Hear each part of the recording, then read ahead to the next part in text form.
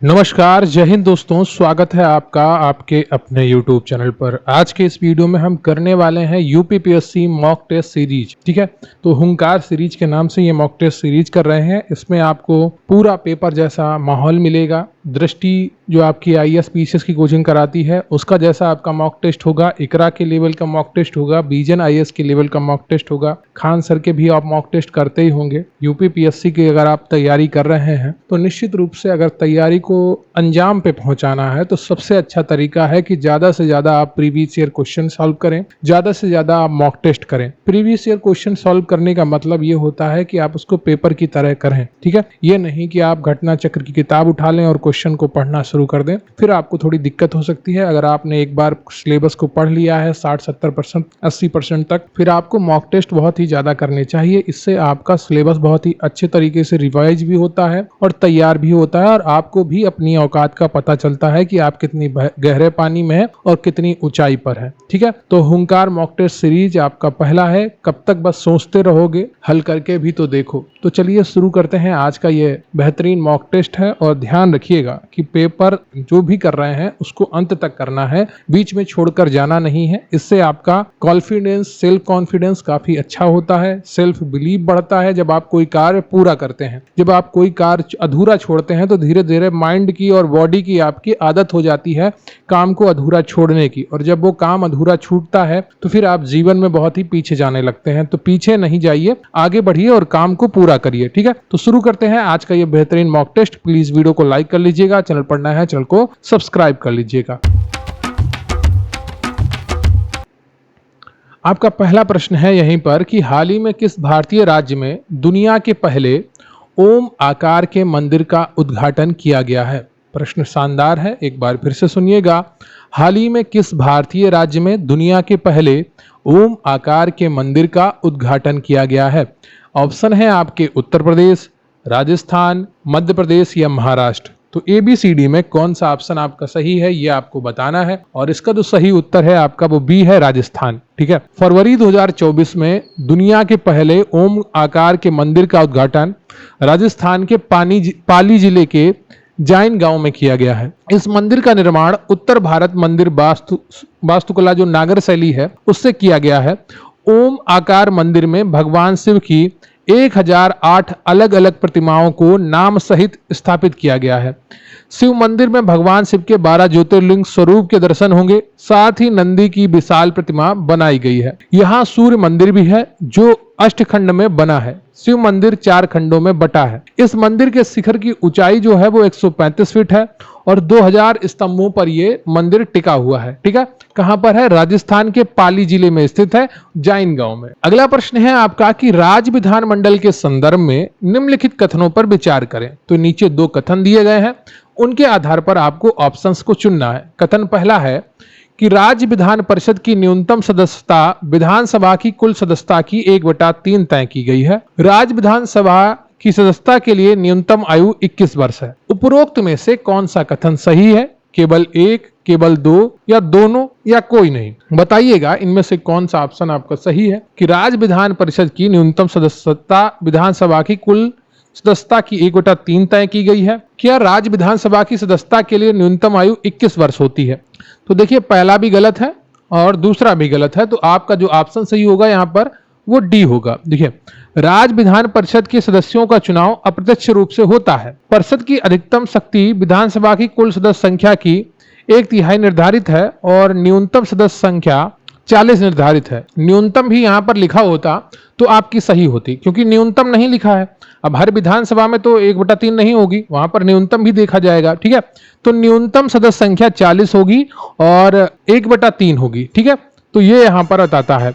विधान परिषद के मामले में व्यक्ति की आयु 30 वर्ष से कम नहीं होनी चाहिए और विधानसभा के मामले में 25 वर्ष से कम नहीं होनी चाहिए, तो दूसरा भी गलत हो जाता है। 21 वर्ष जो ग्राम पंचायत होती है और जो आपका स्थानीय निकाय के चुनाव होते हैं वहां पर न्यूनतम आयु 21 वर्ष होती है, लेकिन विधान परिषद में 30 वर्ष होती है और विधानसभा के चुनाव में सदस्यता की न्यूनतम आयु 25 वर्ष होती है। तो ठीक है, आपका डी ऑप्शन यहाँ पर सही होगा, कोई इसमें से सही नहीं है। पहली लाइन तो सही लिखी है, लेकिन इसमें एक लाइन और जोड़ी जाती है कि न्यूनतम 40 होती है। ठीक है, अगर वो दोनों पॉइंट लिखे होते तो यहां पर पहला कथन सही होता, लेकिन दोनों पॉइंट नहीं लिखे हैं, इसलिए आपका पहला कथन गलत हो जाता है। अगला प्रश्न है आपका कि अंतरिम सरकार 1946 से संबंधित कौन सा कथन सही नहीं है। प्रश्न एक बार फिर से ध्यान से सुनिएगा कि अंतरिम सरकार 1946 से संबंधित कौन सा कथन सही नहीं है। अंतरिम सरकार के सदस्य वायसराय की कार्यकारी परिषद के सदस्य थे। आर.के. सनमुखम चेट्टी तत्कालीन सरकार में वित्त मंत्री थे। जवाहरलाल नेहरू को कार्यकारी परिषद के उपाध्यक्ष के रूप में नामित किया गया था। गजनफर अली खान तत्कालीन सरकार में स्वास्थ्य मंत्री थे। तो अंतरिम सरकार 1946 से संबंधित कौन सा कथन सही नहीं है? तो इसका जो सही उत्तर है आपका वो बी हो जाएगा।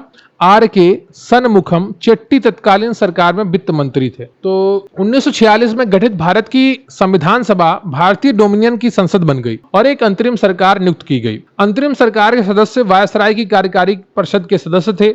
वायसराय का अध्यक्ष था और जवाहरलाल नेहरू को परिषद के उपाध्यक्ष के रूप में नामित किया गया था। मंत्रालयों की अगर बात करें तो जवाहरलाल नेहरू उपाध्यक्ष थे, विदेश मामले देखते थे और राष्ट्रमंडलों के संबंधों के बारे में देखते थे। सरदार पटेल गृह मामलों को देखते थे और सूचना और प्रसारण को देखते थे। डॉक्टर राजेंद्र प्रसाद कृषि और खाद्य को देखते थे। जॉन मैथाई उद्योग और आपूर्ति को देखते थे।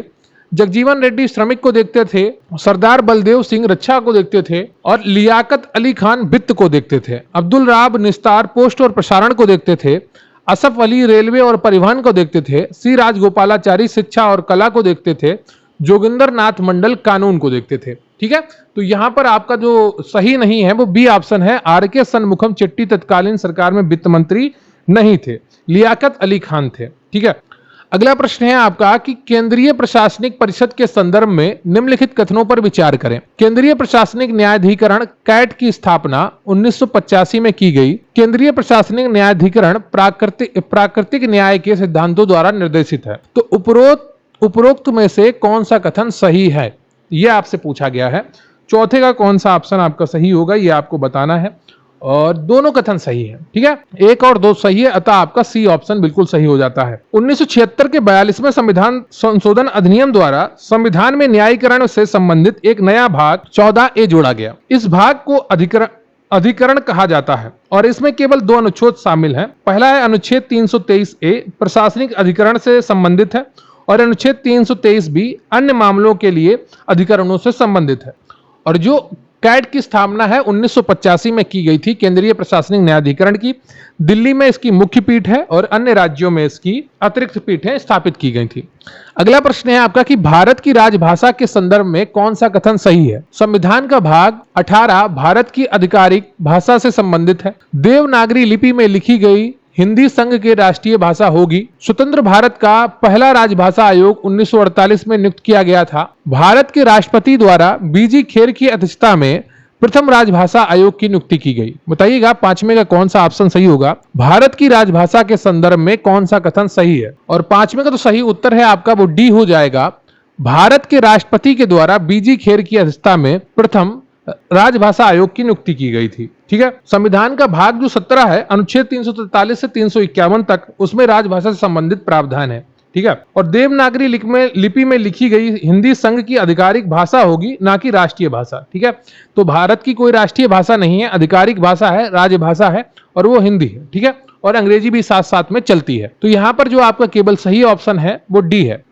और जो पहला राजभाषा आयोग गठित किया गया था वो 1955 में किया गया था। ठीक है, 1948 में नहीं किया गया था। तो यहां पर बीजी खेर की अध्यक्षता में प्रथम राजभाषा आयोग नियुक्ति की गई थी, लेकिन 1948 नहीं 1955 में किया गया था।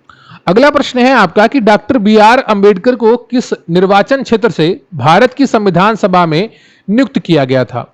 Bengal presidency, Madras presidency, Bombay presidency या संयुक्त प्रांत। बताइएगा डॉक्टर बी.आर. अंबेडकर को किस निर्वाचन क्षेत्र से भारत की संविधान सभा में नियुक्त किया गया था। छठी का कौन सा ऑप्शन आपका सही हो जाएगा। इसका सही उत्तर है आपका सी, बॉम्बे प्रेसिडेंसी। ठीक है, 29 अगस्त 1947 को एक प्रस्ताव के माध्यम से एक प्रारूप समिति का गठन किया गया था। डॉक्टर भीमराव अंबेडकर को इस समिति का अध्यक्ष चुना गया। डॉक्टर भीमराव अंबेडकर बॉम्बे प्रेसिडेंसी से संविधान सभा के लिए चुने गए थे। प्रारूप समिति का कार्य संवैधानिक सलाहकार बी.एन. राव द्वारा तैयार संविधान के मसौदे पर चर्चा करना था। ठीक है, और प्रारूप की समिति ने जो रिपोर्ट सौंपी थी वो 21 फरवरी 1948 को संविधान सभा को सौंपी थी। तो प्रारूप समिति से और BR अम्बेडकर से जुड़े हुए कुछ पॉइंट थे जो मैंने आपको बताए हैं। वीडियो को लाइक कर लीजिएगा, चैनल पर नए हैं चैनल को सब्सक्राइब कर लीजिएगा। टॉपिक बहुत अच्छा है और मॉक टेस्ट आपको अंत तक करना है। अगला प्रश्न है आपका कि निम्नलिखित में से कौन सा सही सुमेलित नहीं है, बताइएगा। तो सही सुमेलित नहीं है जो वो सी है, ठीक है। भाग 8 में न्यायाधिकरण नहीं है, ठीक है। न्यायाधिकरण जो है आपका भाग 14A में है और भाग 8 में आपका केंद्र शासित प्रदेश है, ठीक है। और बाकी सब आपके सही सुमेलित हैं, ठीक है। आपका 15 में चुनाव है और आपका 20 में संविधान का संशोधन है और 17 में आपका राजभाषा है। क्लियर आपको? 14A में न्यायाधिकरण है और भाग 8 में आपका केंद्र शासित प्रदेश है। अगला प्रश्न है आपका कि कौन सा भारतीय पूर्व प्रधानमंत्री पद ग्रहण करते समय किसी भी सदन का सदस्य नहीं था? चौधरी चरण सिंह, BP सिंह, इंदिरा गांधी या PV नरसिम्हा राव? बताइएगा कौन सा भारतीय पूर्व प्रधानमंत्री पद ग्रहण करते समय किसी भी सदन का सदस्य नहीं था?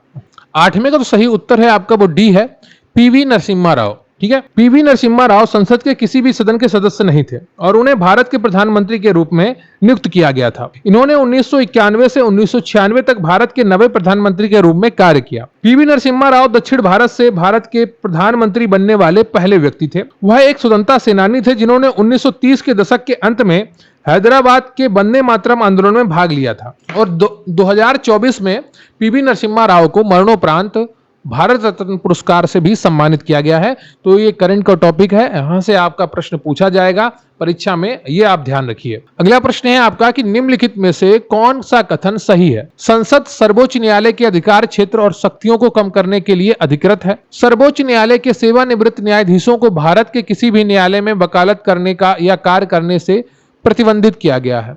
नीचे दिए गए कोड का उपयोग करते हुए प्रश्न का उत्तर दें। केवल एक सही है, केवल दो, या दोनों, या उपरोक्त में से कोई नहीं। बताइएगा 9वें का कौन सा ऑप्शन आपका सही है? और इसका जो सही उत्तर है आपका केवल 2 है, ठीक है। पहला वाला सही नहीं है, यह गलत है। 2 ऑप्शन आपका बिल्कुल सही है। सांसद सर्वोच्च न्यायालय के अधिकार क्षेत्र और शक्तियों को कम करने के लिए अधिकृत नहीं है, ठीक है। यह बात आप ध्यान रखिएगा, इसके लिए आपके मन में कोई भी डाउट नहीं आना चाहिए। संविधान ने सर्वोच्च न्यायालय को विभिन्न प्रकार के क्षेत्राधिकार की गारंटी दी है, हालांकि संसद इसे बढ़ा सकती है, इसलिए कथन एक गलत है, ठीक है। दूसरा आपका क्या है, वो सर्वोच्च न्यायालय के सेवानिवृत्त न्यायाधीशों को भारत के किसी भी न्यायालय में वकालत करने या कार्य करने से प्रतिबंधित किया गया है। बिल्कुल सही उत्तर है आपका 9 का 2, ठीक है। तो यह आपका बी ऑप्शन आपका सही है। अगला प्रश्न है आपका कि निम्नलिखित में से किस राज्य में लोकसभा चुनाव में अनुसूचित जनजातियों के लिए आरक्षण नहीं है? बिहार, अरुणाचल प्रदेश, केरल या सिक्किम? बताइएगा निम्नलिखित में से किस राज्य में लोकसभा चुनाव में अनुसूचित जनजातियों के लिए आरक्षण नहीं है? 10वें का कौन सा ऑप्शन आपका सही होगा, यह आपको बताना है। इन सभी राज्यों में अनुसूचित जनजातियों के लिए आरक्षण नहीं है, 1, 2, 3 और 4, ठीक है। तो उपरोक्त सभी सही उत्तर है आपका। 12 राज्यों में लोकसभा में अनुसूचित जनजाति के लिए आरक्षण नहीं है। वो 12 राज्य कौन से हैं? अरुणाचल प्रदेश है, बिहार है, गोवा है, हरियाणा है, हिमाचल प्रदेश है, केरल है, नागालैंड है, पंजाब है, सिक्किम है, तमिलनाडु है, उत्तराखंड है और उत्तर प्रदेश है, ठीक है। 6 केंद्र शासित प्रदेशों में लोकसभा चुनाव में अनुसूचित जनजाति आरक्षण नहीं है। अंडमान निकोबार द्वीप समूह, चंडीगढ़, दिल्ली, पुडुचेरी, जम्मू कश्मीर और लद्दाख, ठीक है। तो आपका 10वें का डी ऑप्शन आपका बिल्कुल सही है। 12 ऐसे राज्य हैं और 6 केंद्र शासित प्रदेश हैं जहां पर अनुसूचित जनजातियों के लिए आरक्षण नहीं है, क्योंकि यहां पर अनुसूचित जनजातियों की जनसंख्या बहुत ही कम है या ना के बराबर है, ठीक है। तो 10वें का डी ऑप्शन आपका बिल्कुल सही है। अगला प्रश्न है आपका कि निम्नलिखित में से कौन सा सुमेलित नहीं है? अनुच्छेद 338 अनुसूचित जाति के लिए राष्ट्रीय आयोग, अनुच्छेद 339 राष्ट्रीय पिछड़ा वर्ग आयोग, अनुच्छेद 338 से अनुसूचित जनजातियों के लिए राष्ट्रीय आयोग, अनुच्छेद 342 से सामाजिक एवं शैक्षणिक आधार पर पिछड़ा वर्ग। बताइएगा निम्नलिखित में से कौन सा सही सुमेलित नहीं है? देखिए क्वेश्चन आपके अच्छे हैं, इसलिए इनमें टाइम लगेगा और अगर आप कुछ बड़ा अचीव करना चाहते हैं तो आपको टाइम देना पड़ेगा, ठीक है। कोई चीज हल्की चीज लेने आए हैं तो आप 1 मिनट में पढ़ सकते हैं, 2 मिनट में पढ़ सकते हैं, 5 मिनट में पढ़ सकते हैं, लेकिन जब आपके टारगेट बड़े होते हैं, जब आपके लक्ष्य बड़े होते हैं तो निश्चित रूप से आप उनको समय देते हैं, उन पर अपना समय खर्च करते हैं और अपनी पूरी मेहनत करते हैं ताकि आप उन टारगेट्स को अचीव कर सकें, उन लक्ष्यों को पा सकें। तो वीडियो को अंत तक जरूर देखिएगा, बीच में छोड़कर भागने की जो आदत है ना आपकी, ये काफी गलत है, इसको छोड़ दीजिए। तो 11वें का जो सही उत्तर है वो कौन सा है ये आपको बताना है और इसका जो सही उत्तर है आपका वो बी है। ठीक है, बीच को छोड़कर बाकी सब सही सुमेलित है। अनुच्छेद जो 339 है वो अनुसूचित क्षेत्रों के प्रशासन और अनुसूचित जनजातियों के कल्याण पर संघ का नियंत्रण। ठीक है, तो अनुसूचित क्षेत्रों के प्रशासन और अनुसूचित जनजातियों के कल्याण पर संघ का नियंत्रण है। ठीक है, और अनुच्छेद 338 बी जो है आपका वो राष्ट्रीय पिछड़ा वर्ग का आयोग है, अतः बी सही सुमेलित नहीं है। ठीक है, अनुच्छेद 338 बी में आपका राष्ट्रीय पिछड़ा वर्ग आयोग है और 339 में नहीं है। 339 में अनुसूचित क्षेत्रों में प्रशासन और अनुसूचित जनजातियों के कल्याण पर संघ का नियंत्रण होगा, यह अनुच्छेद 339 बताता है।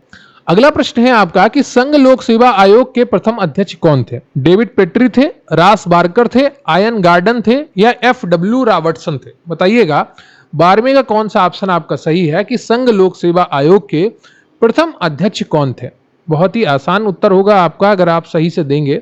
संघ लोक सेवा आयोग के प्रथम अध्यक्ष कौन थे? डेविड पेट्री थे, रास बारकर थे, आयन गार्डन थे या FW रॉबर्टसन थे? 12 का जो सही उत्तर है आपका वो बी है, रास बारकर थे। ठीक है, अगला प्रश्न है आपका कि कपिल मुनि द्वारा प्रतिपादित दर्शन प्रणाली है पूर्व मीमांसा, सांख्य दर्शन, न्याय दर्शन या उत्तर मीमांसा? बताइएगा कपिल मुनि द्वारा प्रतिपादित दर्शन प्रणाली कौन सी है? और 13वें का तो सही उत्तर है आपका वो बी हो जाएगा, सांख्य दर्शन। ठीक है, कपिल मुनि एक वैदिक ऋषि थे जिन्हें भारतीय दर्शन के 6 दर्शनों प्रणाली में से एक सांख्य प्रणाली के संस्थापकों में से माना जाता है, पहचाना जाता है। ठीक है, तो सांख्य दर्शन की जो स्थापना थी वो किसने की थी? कपिल मुनि ने की थी। अगला प्रश्न है आपका कि निम्नलिखित में से कौन सा जोड़ा गलत सुमेलित है? अजंता गुफाएं, बाघोरा नदी, सांची स्तूप, बेतवा नदी, अमरावती स्तूप, कृष्णा नदी, बाघ गुफाएं, तापी नदी? बताइएगा निम्नलिखित में से कौन सा जोड़ा गलत सुमेलित है? 14वें का तो सही उत्तर है आपका वो हो जाएगा डी। ठीक है, बाघ गुफाएं, तापी नदी। ठीक है, ये सही सुमेलित नहीं है, गलत है। ठीक है, अजंता की चट्टानों को काटकर बनाई गई गुफाएं महाराष्ट्र के औरंगाबाद जिले में अजंता गांव के पास बाघोरा नदी घाटी में स्थित है। ठीक है, सांची बेतवा नदी के ठीक पश्चिम में एक ऊंचे पठारी क्षेत्र में स्थित है। अमरावती का स्तूप कृष्णा नदी के घाटियों में स्थित है। जबकि बाघ गुफा की बात करें तो यह मध्य प्रदेश में बाघ नदी के तट पर स्थित है। ठीक है, बाघ गुफाएं 6ठी शताब्दी ईस्वी के आसपास विकसित 9 बौद्ध गुफाओं का समूह है। ठीक है, जो बाघ गुफाएं हैं वो 6ठी शताब्दी के आसपास इनका विकास हुआ है और मध्य प्रदेश में बाघ नदी के तट पर है। ठीक है, और ये बौद्ध धर्म से जुड़ी हुई 9 गुफाएं हैं। अगला प्रश्न है आपका कि बाघभट्ट की अष्टांग हृदय पुस्तक आधारित है सर्जरी पर, व्याकरण पर, खगोल विज्ञान पर या आयुर्वेद पर? बताइएगा बाघभट्ट की अष्टांग हृदय पुस्तक आधारित है। 15वें का तो सही उत्तर है आपका वो है डी, आयुर्वेद पर आधारित है। ठीक है, तो बाघभट्ट का अष्टांग हृदय आयुर्वेद का एक प्राचीन और प्रमाणिक ग्रंथ है। इसकी लोकप्रियता 1000 वर्षों से अधिक समय तक भारत की सीमाओं से परे तक फैली रही। इसकी पुष्टि अरबी, तिब्बती और निश्चित रूप से कुछ यूरोपीय भाषाओं में इसके अनुवाद से मिलती है। ठीक है, अगला जो प्रश्न है आपका वो है निम्नलिखित में से किस पुरातात्विक स्थल पर 41 मानव कब्रें, 4 दोहरी कब्रें और 1 तिहरी कब्र मिली है? बागोर, बुरझूम, दमदमा या कोल्डी हवा? 16वें का कौन सा उत्तर आपका सही है? सही उत्तर है आपका सी, दमदमा। दमदमा उत्तर प्रदेश के प्रतापगढ़ जिले के एक मध्य पाषाण कालीन स्थल है। ठीक है, दमदमा में 41 मानव कब्रें मिली हैं। इन कब्रों में 4 कब्रें दोहरी हैं। इनमें 2 कब्रों में पुरुष महिला शामिल हैं, 1 कब्र में 2 महिला सब शामिल हैं और चौथी कब्र में 2 पुरुष और 1 महिला सब शामिल है। यहाँ एक 3 शवों की कब्र भी पाई गई है। सराय नाहर राय में 4 मानव कंगालों वाली एक कब्र मिली है। ठीक है, तो दमदमा यहाँ पर आपका सही उत्तर है जहां पर 41 मानव कब्रें मिली हैं। उत्तर प्रदेश के प्रतापगढ़ जिले में ये स्थित है। अगला जो प्रश्न है आपका वो है अवध साम्राज्य के बारे में किसने कहा था कि एक चेरी जो एक दिन हमारे मुंह में गिरेगी? Lord Dalhousie, Henry Hardinge, Charles Wall या लॉर्ड विलियम बेंटिक? बताइएगा अवध साम्राज्य के बारे में किसने कहा था कि एक चेरी जो एक दिन हमारे मुंह में गिरेगी? 17वें का कौन सा ऑप्शन आपका सही हो जाएगा? ए, लॉर्ड डलहौजी। देखिए राज्य जो हड़प नीति थी वो डलहौजी ने ही फॉलो की थी, तो ऐसे जब प्रश्न मिले तो आप तुक्का भी मार सकते थे लॉर्ड डलहौजी। ठीक है, क्योंकि उसको अपना राज्य बढ़ाने का बहुत ही ज्यादा शौक था जैसे हिटलर को था। ठीक है, तो 17 का आपका ए सही हो जाएगा। 1856 में राज्य को औपचारिक रूप से ब्रिटिश साम्राज्य में मिला लिया गया था। अवध साम्राज्य को 1856 में औपचारिक रूप से ब्रिटिश साम्राज्य में मिला लिया गया था। ठीक है, अगला प्रश्न है आपका कि निम्नलिखित कथनों पर विचार करें। समरी सेटलमेंट 1856 तालुकदारों को हटाने के लिए लागू किया गया। अवध के तालुकदारों और उनके किसानों ने भी अंग्रेजों के खिलाफ 1857 में विद्रोह में भाग लिया था। उपरोक्त कथनों में से कौन सा सही है? 1, 2 या 1 और 2 दोनों। 18वें का जो सही उत्तर है आपका वो यहाँ पर सी हो जाएगा, 1 और 2 दोनों। ठीक है, देखिए जब अंग्रेजों ने 1856 में राज्य हड़प लिया, अवध मिला लिया और अपनी सत्ता स्थापित कर ली अवध राज्य पे, तो उन्होंने क्या किया, पहला ब्रिटिश राजस्व समझौता किया और उन्होंने क्या किया कि जो तालुकदार थे जिनके पास भूमि थी उन सबको कहा कि आपका इस भूमि पर कोई हक नहीं है। ठीक है, ये सारी भूमि आपने हड़पी है बल के दम पर, तो इसको खत्म करने के लिए उन्होंने किया था। अवध जैसे क्षेत्रों में जहां 1857 के दौरान प्रतिरोध तीव्र और लंबे समय तक चलने वाला था, लड़ाई तालुकदारों और उनके किसानों द्वारा की गई थी। इनमें से कई तालुकदार अवध के नवाब के प्रति वफादार थे और वे अंग्रेजों से लड़ने के लिए लखनऊ में बेगम हजरत महल के साथ शामिल हो गए। ठीक है, अथा के कथन 2 भी सही है आपका, तो 1, 2 दोनों आपके सही हैं। ठीक है, अगला प्रश्न है आपका कि बक्सर की लड़ाई के दौरान ब्रिटिश ईस्ट इंडिया कमांडर कौन था? हेक्टर मुनरो था, विशाल गुलाब था, या लॉर्ड एमहर्स्ट था, या रॉबर्ट क्लाइव था? बताइएगा, बक्सर की लड़ाई के दौरान ब्रिटिश ईस्ट इंडिया कमांडर कौन था? और 19 का जो सही उत्तर है आपका वो ए हो जाएगा, हेक्टर मुनरो। ठीक है, बक्सर की लड़ाई मेजर हेक्टर मुनरो के कमान वाली ब्रिटिश ईस्ट इंडिया कंपनी की सेना और बंगाल, अवध और मुगल साम्राज्य सहित भारतीय राज्य के गठबंधन की संयुक्त सेना के बीच संघर्ष था। ठीक है, तो हेक्टर मुनरो था। बक्सर का युद्ध 1764 में हुआ था, वो तो आप सभी को पता ही होगा। अगला प्रश्न है आपका कि अनार्य दोष परिहार मंडली के संस्थापक कौन थे? ज्योतिबा फूले, बाबा साहब अंबेडकर, गोपाल बाबा बालंगकर, या ईवी रामास्वामी नायकर? बताइएगा, अनार्य दोष परिहार मंडली के संस्थापक कौन थे? 20वें का कौन सा ऑप्शन आपका सही है? और इसका उत्तर जो सही है वो आपका सी है, गोपाल बाबा बालंगकर। ठीक है, 20वें का सी ऑप्शन आपका बिल्कुल सही है। अगला प्रश्न है आपका कि शून्यता का सिद्धांत किसने प्रतिपादित किया? कपिल मुनि ने, नागार्जुन ने, अश्वघोष ने, या महावीर स्वामी ने? 21 का कौन सा ऑप्शन आपका सही हो जाएगा? बी ऑप्शन आपका सही है, नागार्जुन ने। ठीक है, शून्यता का सिद्धांत नागार्जुन ने प्रतिपादित किया था। अगला प्रश्न है आपका कि मंगोल आक्रमणकारी चंगेज खान किसके शासन काल में भारत के उत्तरी पश्चिमी सीमा पर आया था? अलाउद्दीन खिलजी, इल्तुतमिश, बलबन, या ऐबक? बताइएगा, मंगोल आक्रमणकारी चंगेज खान किसके शासनकाल में भारत की उत्तरी पश्चिमी सीमा पर आया था? 22 का जो सही उत्तर है आपका वो बी हो जाएगा, इल्तुतमिश। ठीक है, इल्तुतमिश के शासनकाल में आया था। अगला प्रश्न है आपका कि सूची 1 को सूची 2 से सुमेलित करें और नीचे दिए गए कोड को सही से उत्तर चुनें। एक तरफ आपके शासक दिए गए हैं और दूसरी तरफ आपका उनसे जुड़ी हुई कुछ चीजें दी गई हैं। सदक ए आजम, चहलघानी सरदार, आईन ए दहसाला, सांकेतिक मुद्रा। बताइएगा, 23 में कौन सा ऑप्शन आपका सही होगा? देखो, शेर शाह ने क्या किया था, जब वो राजा था तो उसने एक सड़क बनवाई थी, ठीक है, बंगाल से लाहौर तक, जिसको सड़क ए आजम कहा गया था। क्या? सड़क ए आजम कहा गया था। तो डी एक किस में है? बी में है। ठीक है, तो आपका बी ऑप्शन सही हो जाएगा। इस तरीके से अगर आप एक पता कर लेते हैं, अकबर का आईने दहसला था, ठीक है, और फिर आपका मोहम्मद तुगलक का सांकेतिक मुद्रा था, इल्तुतमिश का चहलगानी सरदार था। ठीक है, तो 23 का आपका बी ऑप्शन सही है। अगला प्रश्न है आपका कि निम्नलिखित कथनों पर विचार करें। देवबंद स्कूल में भारतीय राष्ट्रीय कांग्रेस के गठन का विरोध किया। रहनुमाई मजदायस्नान सभा की स्थापना 1851 में हुई थी। उपरोक्त में से कौन सा कथन सही है? केवल 1, केवल 2, 1 और 2 दोनों, उपरोक्त में से कोई नहीं। बताइएगा, निम्नलिखित कथनों पर विचार करके कि देवबंद स्कूल ने भारतीय राष्ट्रीय कांग्रेस के गठन का विरोध किया। तो 24 का कौन सा ऑप्शन आपका सही होगा? और इसका जो सही उत्तर है आपका केवल 2 सही है। ठीक है, राजनीतिक मोर्चे पर देवबंद स्कूल ने भारतीय राष्ट्रीय कांग्रेस के गठन का स्वागत किया था। ठीक है, विरोध नहीं किया था, स्वागत किया था। और 1888 में सैयद अहमद खान के संगठनों यूनाइटेड पैट्रियाटिक्स एसोसिएशन और मोहम्मदन एंग्लो ओरिएंटल एसोसिएशन के खिलाफ एक फतवा जारी किया। इसलिए कथन 1 गलत है। ठीक है, तो बी ऑप्शन आपका सही होगा 24 का। अगला प्रश्न है आपकी, मंगल पांडे का संबंध किस विद्रोह से है? बैरकपुर, मेरठ, दिल्ली, उपरोक्त में से कोई नहीं। बताइएगा, 25 का कौन सा ऑप्शन आपका सही है? सही उत्तर है आपका ए। 29 मार्च 1857 को बैरकपुर में सैनिकों ने जानवरों की चर्बी वाले कारतूस का उपयोग करने से इनकार कर दिया और मंगल पांडे ने अपने सीनियर सार्जेंट मेजर पर गोली चला दी। अंग्रेजों ने 34वीं नेटिव इन्फेंट्री रेजिमेंट को भंग कर दिया और दोषियों को सजा दी। 25 मार्च 1857 को मंगल पांडे को फांसी दे दी गई। मंगल पांडे 34वीं बंगाल नेटिव इन्फेंट्री के सिपाही थे।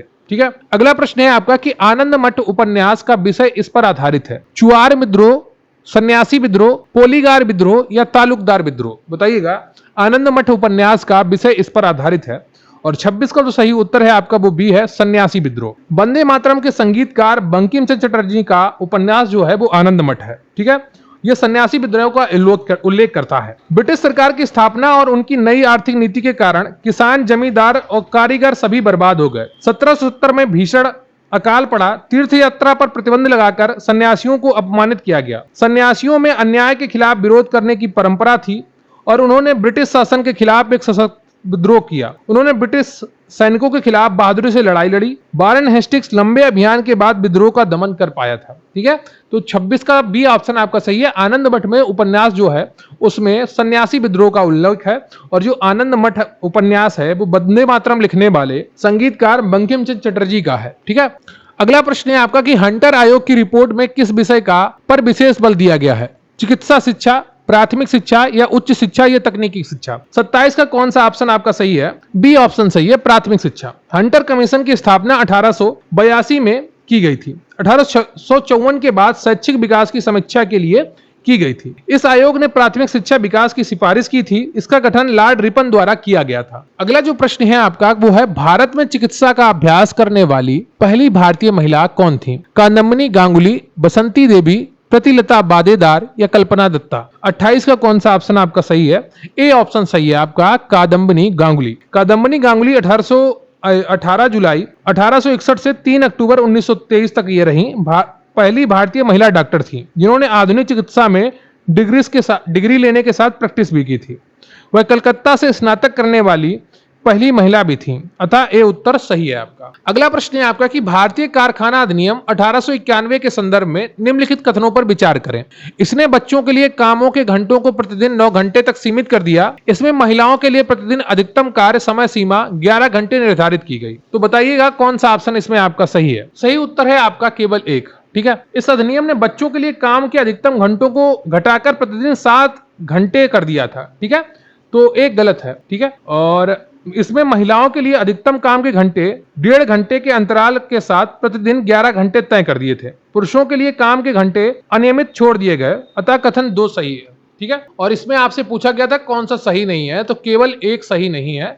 7 घंटे था टाइम और महिलाओं का 11 घंटे था, पुरुषों का अनियमित था, तो आपका यहां पर ए ऑप्शन सही हो जाएगा। ठीक है, अगला प्रश्न है आपका कि भारतीय क्रांति की जननी किसे माना जाता है? एनी बेसेंट को, रमाबाई को, सरोजनी नायडू को या भीकाजी रुस्तम कामा को। बताइएगा भारतीय क्रांति की जननी किसे माना जाता है? 30 का उत्तर कौन सा आपका सही होगा? 30 का जो सही उत्तर है आपका वो डी है।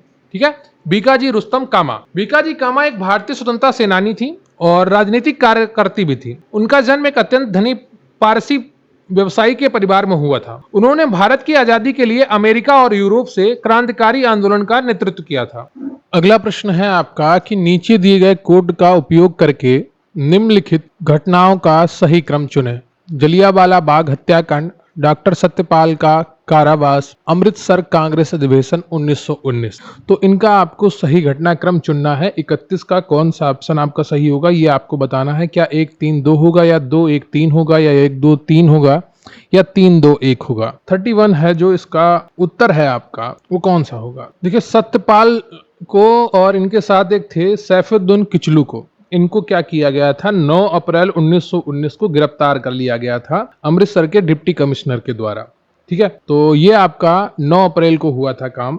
और इसके अलावा जो जलियांवाला नरसंहार था वो हुआ था आपका 13 अप्रैल को। ठीक है, और कांग्रेस अधिवेशन जो था वो दिसंबर 1919 में हुआ था। दिसंबर 1919 में अमृतसर का कांग्रेस अधिवेशन हुआ था। तो पहले नंबर पर आपका ये 9 अप्रैल वाला आएगा, 9 अप्रैल 1919, फिर आपका 13 अप्रैल 1919 और फिर आपका दिसंबर 1919। तो आपका बी ऑप्शन सही हो जाएगा, 2-1-3। अगला प्रश्न है आपका कि निम्नलिखित में से किन संस्थाओं की स्थापना असहयोग आंदोलन 1920-22 के दौरान की गई थी? बताइएगा 32 का कौन सा ऑप्शन आपका सही होगा? काशी विद्यापीठ, गुजरात विद्यापीठ, जामिया मिलिया, काशी हिंदू विश्वविद्यालय। तो इनमें से कौन सा ऑप्शन आपका सही है ये आपको बताना है। और 32 का जो सही उत्तर है आपका वो है सी ऑप्शन। ठीक है, 1, 2 और 3 की गई थी स्थापना, लेकिन काशी हिंदू विश्वविद्यालय की नहीं की गई थी। ठीक है। असहयोग आंदोलन 1920 से 22 के दौरान निम्न जो संस्थाएं स्थापित की गई थी वो कौन सी थी? 1921 में काशी विद्यापीठ वाराणसी की स्थापना की गई थी। 1920 में गुजरात विद्यापीठ अहमदाबाद में स्थापना की गई थी और 1920 में ही जामिया मिलिया इस्लामिया अलीगढ़, जिन्हें बाद में दिल्ली स्थानांतरित कर दिया गया था। तो सबसे पहले जामिया मिलिया इस्लामिया को अलीगढ़ में स्थापित किया गया था, लेकिन बाद में इसको दिल्ली में स्थानांतरित कर दिया गया था। मदन मोहन मालवीय ने 1916 में वाराणसी में काशी हिंदू विश्वविद्यालय की स्थापना की थी। तो जो काशी हिंदू विश्वविद्यालय है, ये इसकी स्थापना 1916 में हो गई थी। बाकी सबकी आपकी 1920-22 के दौरान हुई थी, इसलिए आपका सी ऑप्शन सही हो जाएगा। अगला प्रश्न है आपका कि नीचे दिए गए कोड से भारत के स्वतंत्रता संग्राम से जुड़ी निम्नलिखित घटनाओं का सही कालानुक्रम चुने। दूसरा गोलमेज सम्मेलन, भारतीय राष्ट्रीय कांग्रेस का कराची अधिवेशन, भगत सिंह को फांसी, गांधी इरविन समझौता। बताइएगा 33 का कौन सा ऑप्शन आपका सही होगा? दूसरा गोलमेज सम्मेलन, भारतीय राष्ट्रीय कांग्रेस का कराची अधिवेशन, भगत सिंह को फांसी और गांधी इरविन समझौता। इन चारों को आपको घटना के क्रमानुसार काल क्रमानुसार लगाना है। तो 33 का कौन सा ऑप्शन आपका सही होगा, यह आपको बताना है। देखिए सबसे पहले यहां पर जो हुआ था वो गांधी इरविन समझौता हुआ था 5 मार्च 1931 को। ठीक है। और फिर 23 मार्च को 1931 को लाहौर षड्यंत्र मामले में भगत सिंह, राजगुरु और सुखदेव को फांसी दी गई थी। ये आप सबको पता होगा 23 मार्च। ठीक है। 23 मार्च को भगत सिंह, राजगुरु और सुखदेव को फांसी दी गई थी। कांग्रेस ने 26-31 मार्च 1931 को कराची में आयोजित वार्षिक सत्र में गांधी इरविन समझौते की पुष्टि की थी। गोलमेज सम्मेलन का दूसरा सत्र 7 सितंबर 1931 को शुरू हुआ, जिसमें महात्मा गांधी कांग्रेस के एकमात्र प्रतिनिधि के रूप में शामिल हुए थे। तो सबसे बाद में आएगा आपका गोलमेज सम्मेलन और सबसे पहले आपका आएगा गांधी इरविन समझौता, जो 5 मार्च 1931 को हुआ था। इसलिए आपका यहां पर जो ऑप्शन सही है वो हो जाएगा सी। ठीक है। 33 का सी ऑप्शन आपका बिल्कुल सही है। अगला प्रश्न है आपका कि यहां पर कथन दिया गया है कि पूना पैक्ट ने सांप्रदायिक पुरस्कार के उद्देश्य को विफल कर दिया। इसने एससी और एसटी लोगों के लिए संसद और राज्य विधानसभाओं में सीटों के आरक्षण का मार्ग प्रशस्त किया। नीचे दिए गए कोड का सही उत्तर चुनना है आपको। क्या ए और आर दोनों सत्य हैं और आर ए की सही स्पष्टीकरण है, या ए और आर दोनों सत्य हैं लेकिन आर ए का सही स्पष्टीकरण नहीं है? ए सच है या ए गलत है, आर गलत है या आर सच है? ठीक है। तो 34 का कौन सा ऑप्शन आपका सही होगा, यह आपको बताना है। ठीक है। तो जो कथन है आपका कि पूना पैक्ट ने सांप्रदायिक पुरस्कार के उद्देश्य को विफल कर दिया, यह बिल्कुल सही है। ठीक है। पूना पैक्ट ने जो गांधी और अंबेडकर के बीच में समझौता हुआ था उसको पूना पैक्ट के नाम से जाना जाता है। 1932 में हुआ था ये। ठीक है। और पूना पैक्ट ने सांप्रदायिक पुरस्कार के उद्देश्य को विफल कर दिया। इसने एससी और एसटी लोगों के लिए संसद और राज्य विधानसभाओं में सीटों का आरक्षण मार्ग प्रशस्त किया। बिल्कुल सही है। भीमराव अंबेडकर की मांग थी कि एससी और एसटी लोगों के लिए संसद में और विधानसभाओं में आरक्षण कम मिले, तो वो मांग भी मान ली गई। तो ए और आर दोनों सही है, तो इसलिए आपका ए ऑप्शन सही हो जाएगा। ए आर दोनों सत्य है और आर ए का सही स्पष्टीकरण है। ठीक है। और कई बार परीक्षाओं में पूछा गया कि पूना पैक्ट जब हुआ तो उस समय इंग्लैंड का प्रधानमंत्री कौन था? तो सही उत्तर है इसका रैमजे मैकडोनाल्ड।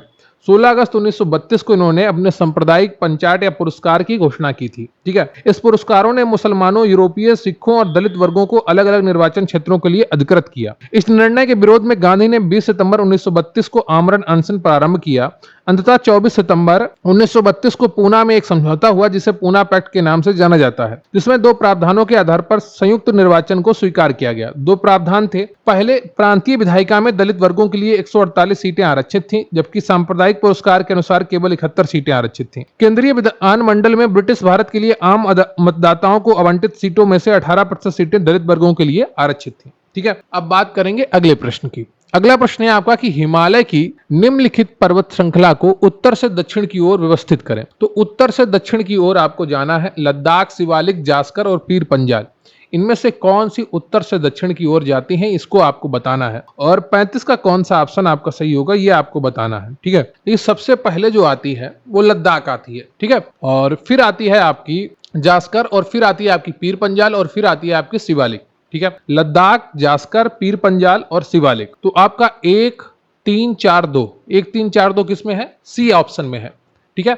यह ऑप्शन आपका बिल्कुल सही हो जाता है यहां पर। अगला प्रश्न है आपका कि निम्नलिखित झीलों को लवणता के घटते क्रम में व्यवस्थित करें। लेक बैन, मृत सागर, साल्ट झील, कैस्पियन सागर। 36 का कौन सा ऑप्शन आपका सही होगा ये आपको बताना है और इसका सही उत्तर है आपका बी ऑप्शन। 1 2 3 4 ये सब सही क्रम से लगे हुए हैं। ठीक है, जो वेन लेक है या लेक वैन है वो आपके टर्की में है और इसकी जो लवणता है वो 330% है। ठीक है, और इसके बाद जो आता है वो मृत सागर आता है, डेड सी, और इसकी जो लवणता है वो 238% है। फिर आती है आपकी ग्रेट साल्ट लेक, जिसको साल्ट झील जहां पर लिखा है, उसकी लवणता है आपकी 220%। ठीक है, फिर उसके बाद आता है आपका लाल सागर या रेड सी, जिसकी लवणता है 36 से 41%।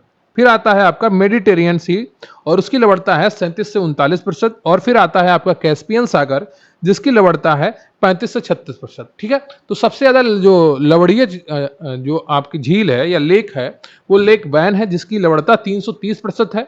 और फिर आता है आपका डेड सी या मृत सागर, जिसकी लवणता 238% है। ठीक है, फिर आता है आपकी ग्रेट साल्ट लेक, जिसकी लवणता 220% है। फिर आपका यहाँ के अनुसार आपका कैस्पियन सागर आएगा, लेकिन कैस्पियन सागर से पहले जो वैश्विक स्तर पर हम बात करेंगे तो वहां पर लाल सागर आता है, रेड सी आता है, जिसकी लवणता होती है 36 से 41%। ठीक है, तो ये चीज आप ध्यान रखिएगा, यहां पर आपका बी ऑप्शन सही हो जाएगा। अगला प्रश्न है आपका कि निम्नलिखित में से कौन प्रशांत महासागर की गर्म धारा नहीं है? कुरोशियो वर्तमान, अलास्का धारा, तुत्सिमा धारा या फ्लोरिडा वर्तमान। बताइएगा निम्नलिखित में से कौन प्रशांत महासागर की गर्म धारा नहीं है? 37 का कौन सा ऑप्शन आपका सही है ये आपको बताना है और इसका जो सही उत्तर है आपका वो डी है, फ्लोरिडा वर्तमान। ठीक है, तो फ्लोरिडा गर्म धारा अटलांटिक महासागर में स्थित है, ये प्रशांत महासागर में नहीं है। प्रशांत महासागर की गर्म धाराओं की बात करें तो क्यूरोशिया धारा, अलास्का धारा, त्यूशिमा धारा, एल नीनो धारा, उत्तर विषुवत रेखीय धारा और पूर्व ऑस्ट्रेलियाई धारा, ये प्रशांत महासागर की गर्म जल धाराएं हैं। लेकिन फ्लोरिडा वर्तमान जो आपकी जलधारा है वो अटलांटिक महासागर की जलधारा है। ठीक है, अगला प्रश्न है आपका कि बॉक्साइट एक अयस्क है, सीसा का, चांदी का, जिंक का या एल्यूमिनियम का? बताइएगा बॉक्साइट एक अयस्क है, किसका है? 38 का कौन सा ऑप्शन आपका सही होगा? डी, एल्यूमिनियम का। ठीक है, तो बॉक्साइट एल्यूमिनियम का एक अयस्क है, इसका रंग लोहे की मात्रा के आधार पर सफेद, गुलाबी या लाल होता है। ठीक है, अगला जो प्रश्न है आपका वो 39 है। सिंगरेनी कोयला क्षेत्र किस भारतीय राज्य में स्थित है? झारखंड, छत्तीसगढ़, तेलंगाना या कर्नाटक? इसका सही उत्तर है आपका सी, तेलंगाना। ठीक है, ये अगर कोयला की बात करें तो ये दो भूवैज्ञानिक युगों की चट्टानों में पाया जाता है। एक पहला है गोंडवाना की चट्टानें जो 200 मिलियन वर्ष पूर्व पुरानी है, और है तृतीय चट्टानें जो 55 मिलियन वर्ष पुरानी है। गोंडवाना कोयला कम राख सामग्री वाला उच्च गुणवत्ता वाला कोयला है, जबकि तृतीय कोयला निम्न गुणवत्ता वाला कोयला होता है। सिंगरेनी कोयला भंडार तेलंगाना की प्राणहिता गोदावरी घाटी के 350 किलोमीटर तक फैला हुआ है। जो गोदावरी का प्राणहिता, ठीक है, प्राणहिता गोदावरी का क्षेत्र है, वहां पर तेलंगाना में सिंगरेनी कोयला भंडार 350 किलोमीटर क्षेत्र में फैला हुआ है। ठीक है, ये चीज आप ध्यान रखिएगा। अगला प्रश्न है आपका कि निम्नलिखित में से कौन सा सही सुमेलित है? फिरोजपुर, सतलुज, कोटा तापी, कन्नौज यमुना, सूरत झेलम। बताइएगा निम्नलिखित में से कौन सा सही सुमेलित है? क्या कोटा तापी नदी के पास है, क्या कन्नौज यमुना नदी के पास है, क्या सूरत झेलम नदी के पास है? 40 को आपको बताना है। ठीक है, तो इसका जो सही उत्तर है आपका वो फिरोजपुर सतलुज है। ठीक है, कन्नौज गंगा नदी के पास में है, सूरत तापी नदी के पास में है, और जो आपका कोटा है वो चंबल नदी के पास में है। ठीक है, तो कोटा चंबल नदी के पास तट पे है, वो कन्नौज आपका गंगा नदी के तट पर है, सूरत आपका तापी नदी के तट पे है, और फिरोजपुर आपका जो सही उत्तर है वो सतलज नदी के तट पर है। अगला प्रश्न है आपका कि ग्रे क्रांति का संबंध किसके उत्पादन से है? पेट्रोलियम उत्पादन, उर्वरक उत्पादन, तिलहन उत्पादन या अंडा उत्पादन? बताइएगा जो आपकी क्रांतियां हैं उसमें ग्रे क्रांति का संबंध किसके उत्पादन से है? तो यहां पर जो सही उत्तर है आपका वो बी हो जाएगा, ग्रे क्रांति का संबंध उर्वरक उत्पादन से है। हरित क्रांति खाद्यान्न उत्पादन से संबंधित है, श्वेत क्रांति दुग्ध उत्पादन से संबंधित है, नीली क्रांति मत्स्य उत्पादन से संबंधित है, भूरी क्रांति या ग्रे क्रांति ये आपकी उर्वरक उत्पादन से, रजत क्रांति है जो आपकी वो अंडा उत्पादन से है, पीली क्रांति आपकी तिलहन उत्पादन से है, कृष्ण क्रांति आपकी बायोडीजल उत्पादन से है, लाल क्रांति टमाटर और मांस उत्पादन से है, गुलाबी क्रांति झींगा मछली उत्पादन से है, बादामी क्रांति मसाला उत्पादन से है, सुनहरी क्रांति फल उत्पादन से है, और अमृत क्रांति नदी जोड़ो परियोजनाओं से है जुड़ी हुई। ठीक है, तो ये जितनी भी क्रांतियां थी वो सब मैंने आपको बताई हैं। गृह क्रांति का संबंध आपके उर्वरक उत्पादन से है, ये चीजें आप ध्यान रखिएगा, ठीक है, फर्टिलाइजर उत्पादन से। अगला प्रश्न है आपका कि विश्व प्रेस स्वतंत्रता सूचकांक 2024 के संदर्भ में निम्नलिखित कथनों पर विचार करें। कथन क्या क्या है देख लेते हैं। 2023 सूचकांक की तुलना में 2024 में भारत की रैंक में गिरावट आई है। सूचकांक में नॉर्वे शीर्ष स्थान पर है। केवल एक सही है, केवल दो सही है, या दोनों सही है, या उपरोक्त में से कोई सही नहीं है। यह आपको बताना है कि विश्व प्रेस स्वतंत्रता सूचकांक 2024 के संदर्भ में निम्नलिखित कथनों पर विचार करके आपको उत्तर देना है। कथन कौन से हैं वो मैंने आपको बता दिए हैं। तो पहला तो बिल्कुल सही नहीं है, ठीक है, पहला सही नहीं है। दूसरा सही है। पहला क्यों सही नहीं है? 2023 में भारत 161वें स्थान पर था और 2024 में ये 180 देशों में 159वें स्थान पर पहुंच गया है, ठीक है। तो पहला नहीं सही है, दूसरा सही है, क्योंकि गिरावट नहीं सुधार हुआ है। तो इसलिए आपका यहां पर ऑप्शन 2 सही हो जाएगा, बी, ठीक है, केवल 2। अगला प्रश्न है आपका कि हाल ही में कौन से 2 देश शेंगेन क्षेत्र में शामिल हुए हैं? मिस्र और सीरिया, बुल्गारिया और रोमानिया, रूस और चीन, या अमेरिका और कनाडा? बताइएगा 43 का कौन सा ऑप्शन आपका सही हो जाएगा। और इसका जो सही उत्तर है आपका वो बी हो जाएगा, बुल्गारिया और रोमानिया, ठीक है। बुल्गारिया और रोमानिया शेंगेन क्षेत्र में शामिल होने वाले सबसे हाल के राज्य हैं। वर्तमान में यह 27 यूरोपीय देशों को शामिल करने वाला क्षेत्र है जिन्होंने आधिकारिक तौर पर अपनी आपसी सीमाओं पर सीमा नियंत्रण समाप्त कर दिया है। यह अधिकतर अंतर्राष्ट्रीय यात्रा उद्देश्यों के लिए एक सामान्य वीजा नीति के तहत एकल क्षेत्राधिकार के रूप में कार्य करता है। यह क्षेत्र फ्रांस और जर्मनी की सीमा से लगे लक्जमबर्ग के छोटे से गांव शेंगेन के नाम पर जाना जाता है, ठीक है। शेंगेन क्या है? लक्जमबर्ग का एक छोटा सा गांव है। अगला प्रश्न है आपका कि वर्ष 1980 में प्रस्तुत मंडल आयोग की रिपोर्ट संबंधित है अन्य पिछड़ी जाति आरक्षण से, प्राथमिक शिक्षा से, महिला सशक्तिकरण से, या चुनाव सुधार से? 44 का कौन सा ऑप्शन आपका सही है? इसका सही उत्तर है आपका ए ऑप्शन, अन्य पिछड़ी जाति आरक्षण से। 31 दिसंबर 1980 को मंडल आयोग ने अपनी रिपोर्ट राष्ट्रपति NS रेड्डी को सौंपी। सिफारिशों में सरकारी नौकरियों और शैक्षणिक संस्थानों में ओबीसी के लिए 27% आरक्षण शामिल था। आयोग को मंडल आयोग के नाम से जाना जाता है, जिसके नाम इसके अध्यक्ष BP मंडल के नाम पर रखा गया, ठीक है। अगला प्रश्न है आपका कि निम्नलिखित का सही मिलान करें। कटक, गोदावरी, लुधियाना, शिप्रा, नासिक, महानदी, उज्जैन, सतलुज। तो इन सबको आपको मिलाना है और बताना है कि कौन सा ऑप्शन आपका सही होगा 45 का। कटक जो है आपका वो महानदी के किनारे पर स्थित है, ठीक है। जो लुधियाना है आपका वो सतलुज नदी के किनारे पर स्थित है। तो ए का 3 और बी का 4 किस में है? केवल पहले ऑप्शन में है, ठीक है। नासिक आपका गोदावरी नदी के तट पर स्थित है और उज्जैन आपका शिप्रा नदी के तट पर स्थित है, ठीक है। 45 का आपका ए ऑप्शन बिल्कुल सही है।